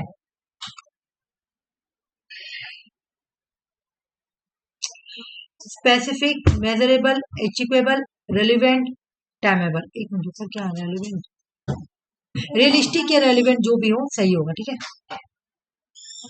हो गया। अब इनका बुक रटना है, तुम देखी होगी, अभी हम लोग ये 2025 में क्वेश्चन सॉल्व किए हैं, ठीक है। उसके बाद तुम देखी होगी ये 2023 का क्वेश्चन है, ठीक है। और ये तो इतनी बार आया हुआ ना, मैं इसको बहुत बार टिक लगा दूंगी तो कम है। तो भाई सारा बुक याद करना, ठीक है। मैं पहले इरेज कर रही हूँ, उसके बाद मैं पूरा याद कराऊंगी।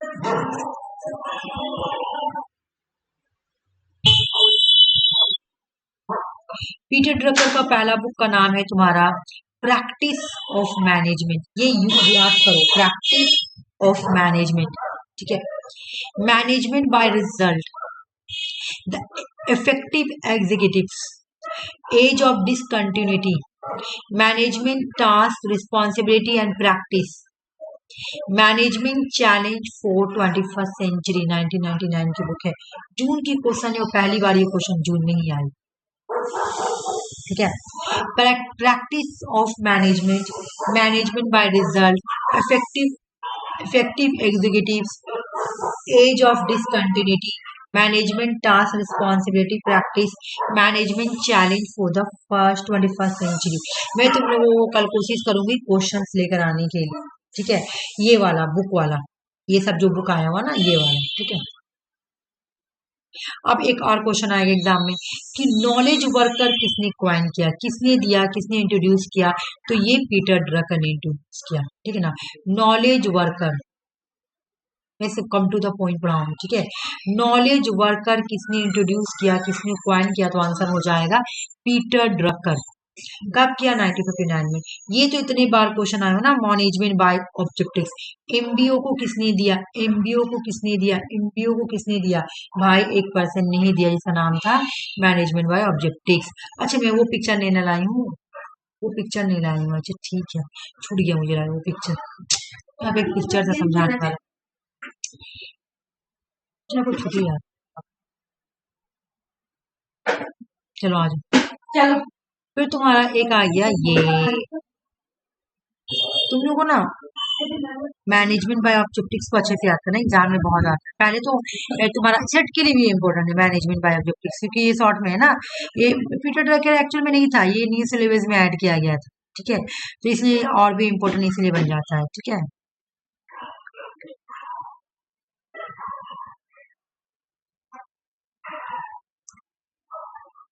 तुम लोगों को पता है इसका मतलब क्या होता है?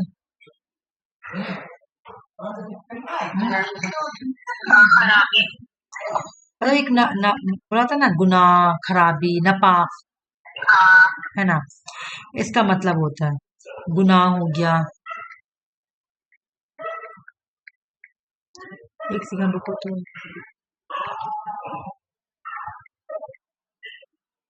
चलो समझ में आ गया। तो ये बोल रहे ना, अच्छा ये बोले भाई सिन जो है ना, सिन, गुनाह, ये मिस प्राइज है, मतलब ये गलत है। अगर तुम गलत करोगे ना, मैनेजमेंट बाय ऑब्जेक्टिव, यहाँ मैं इसमें पिक्चर नहीं लाई हूँ, पिक्चर मैं कभी क्वेश्चंस के थ्रू में वो करवा दूंगी पिक्चर, ठीक है। मतलब ये बोलते हैं ना, एक मैनेजमेंट ऑर्गेनाइजेशन के अंदर एक गोल सेट करके अपने ऑब्जेक्टिव्स को अचीव करना चाहिए, ठीक है ना। बिल्कुल मैनेजमेंट बाय ऑब्जेक्टिव याद करना, मैनेजमेंट बाय ऑब्जेक्टिव किसने दिया, तो तुम्हारा पीटर ड्रकर ने दिया, ठीक है। लेकिन अगर तुम मैनेजमेंट अच्छे से नहीं करते हो, ऑर्गेनाइजेशन में अच्छे से काम नहीं कर रहे हो, अच्छे से नहीं कुछ कर रहे हो, प्रोडक्ट अच्छे से नहीं कर पा रहे हो, है ना, मतलब एक तरीके से मैं ये बात बोल रही हूँ, तुम अच्छे से काम नहीं कर पा रहे हो, ठीक है ना। तो तुम क्या कर रहे हो, मतलब तुम अच्छे से परफॉर्म्स नहीं कर रहे हो, यानी तुम नॉन परफॉर्म्स कर रहे हो, ठीक है ना। तो जब तुम नॉन परफॉर्म्स कर रहे हो ना, काम अच्छे से नहीं कर रहे हो ना, तो तुम गुनाह कर रहे हो, सिन, सिन गुनाह, पाप कर रहे हो। और वो पाप 6 तरह का होता है। पीटर ड्रकर बोल रहे हैं, अगर तुम एक ऑर्गेनाइजेशन के अंदर अच्छे से काम नहीं कर रहे हो, अच्छे से गोल सेटिंग नहीं कर रहे हो कि क्या क्या कैसे कैसे काम करना है, तुम नहीं कर पा रहे हो, मतलब तुम क्या कर रहे हो, तुमको अच्छे से, एक होता है ना प्रोडक्ट बनाना, तुम अच्छा से प्रोडक्ट नहीं बना रहे हो, उसमें से अच्छा से तुम लेबल नहीं लगा रहे हो, प्राइस लेबल क्या है, कुछ अच्छा से काम नहीं कर रहे हो, इग्नोर कर रहे हो, है ना। इसका मतलब तुम गुनाह कर रहे हो, यानी तुम नॉन परफॉर्मेंस कर रहे हो। तो पीटर ड्रकर के अकॉर्डिंग ये गुनाह 6 तरह का होता है, लॉफ्टी ऑब्जेक्टिव्स, है ना। ये गुनाह कितने तरह का होता है? 6 तरह का होता है, ठीक है। ये गुनाह कितने तरह का होता है? 6 तरह का होता है। तो पहला जो हो गया तुम्हारा लॉफ्टी, लॉफ्टी याद रखो, लॉफ्टी, ठीक है ना।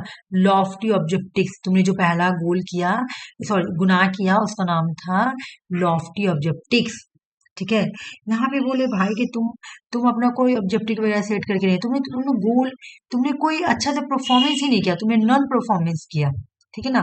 तुमने अपने गोल को अच्छा से अचीव नहीं किया, ऐसे तुमने लॉफ्टी ऑब्जेक्टिव्स किया।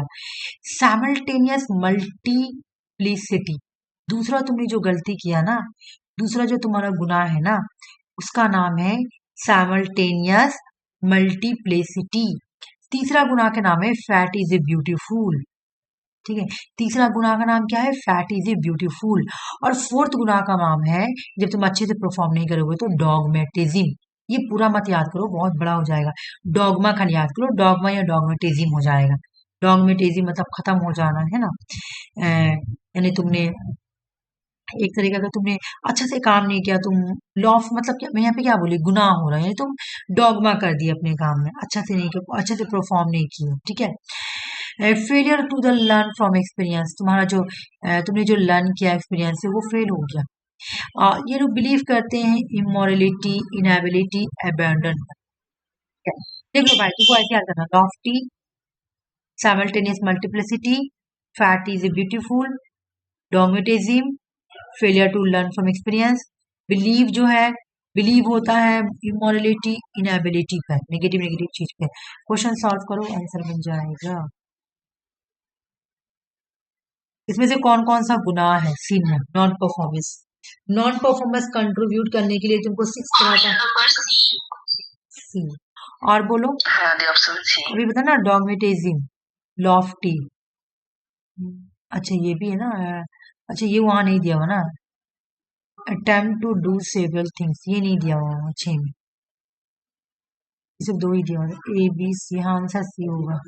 लेस नंबर ऑफ एम्प्लॉय, ये नहीं, मतलब नॉन कंट्रीब्यूशन करने के लिए, नॉन कंट्रीब्यूशन करने के लिए तुमको 6 तरह का सीन करना पड़ेगा, जिसमें डॉगमा है, लॉफ्टी ऑब्जेक्टिव्स है, ठीक है ना। और देखते हैं कि क्या है यहाँ पे, इसमें ये वाला तीसरे नंबर में dogma, lofty objective, simultaneous multiplicity, fat is beautiful, dogmatism, work reluctant, experiment, fail हो जाना अपने एक्सपीरियंस से, और बिलीव इमोलिटी, एबिलिटी। तो क्या छूटा जो तुम्हारा यहाँ पे? Attempt to do several things, बार बार तुम अटेम्प्ट, एक ही काम को करने के लिए बार बार तुम अटेम्प्टिंग कर रही हो। हाँ, ये तो इससे मैच कर रहा है, साइमल्टेनियस मल्टीप्लिसिटी। हाँ बिल्कुल सही बोली, हाँ मल्टीप्लिसिटी, बिल्कुल, हाँ उससे मैच हो जा रहा है, बार बार एक ही बार करना, वही हो गया। हाँ तो अच्छा, अब ये पूरा पीडीएफ कंप्लीट हो गया, ठीक है। एमसीक्यू क्वेश्चन भी सारा कंप्लीट हो गया, मैं एक बार दिखा देती हूँ, कुछ बचा तो कुछ रह तो नहीं गया ना। देखो भाई, स्टेज ऑफ पब्लिक एडमिनिस्ट्रेशन पढ़ना था, न्यू पब्लिक एडमिनिस्ट्रेशन पढ़ना था, न्यू पब्लिक मैनेजमेंट पढ़ना था, मैनेजर रिवोल्यूशन पढ़ना था, इंटरगल व्यू पढ़ना था, पीटर ड्रकर पढ़ना था, और एक और पढ़ना था, सारा कंप्लीट हो। मुझे लग रहा है आजकल में पब्लिक एडमिनिस्ट्रेशन कंप्लीट हो जाएगा, ठीक है। तुम लोग को अगर कुछ पूछना है तो पूछ लो। हाँ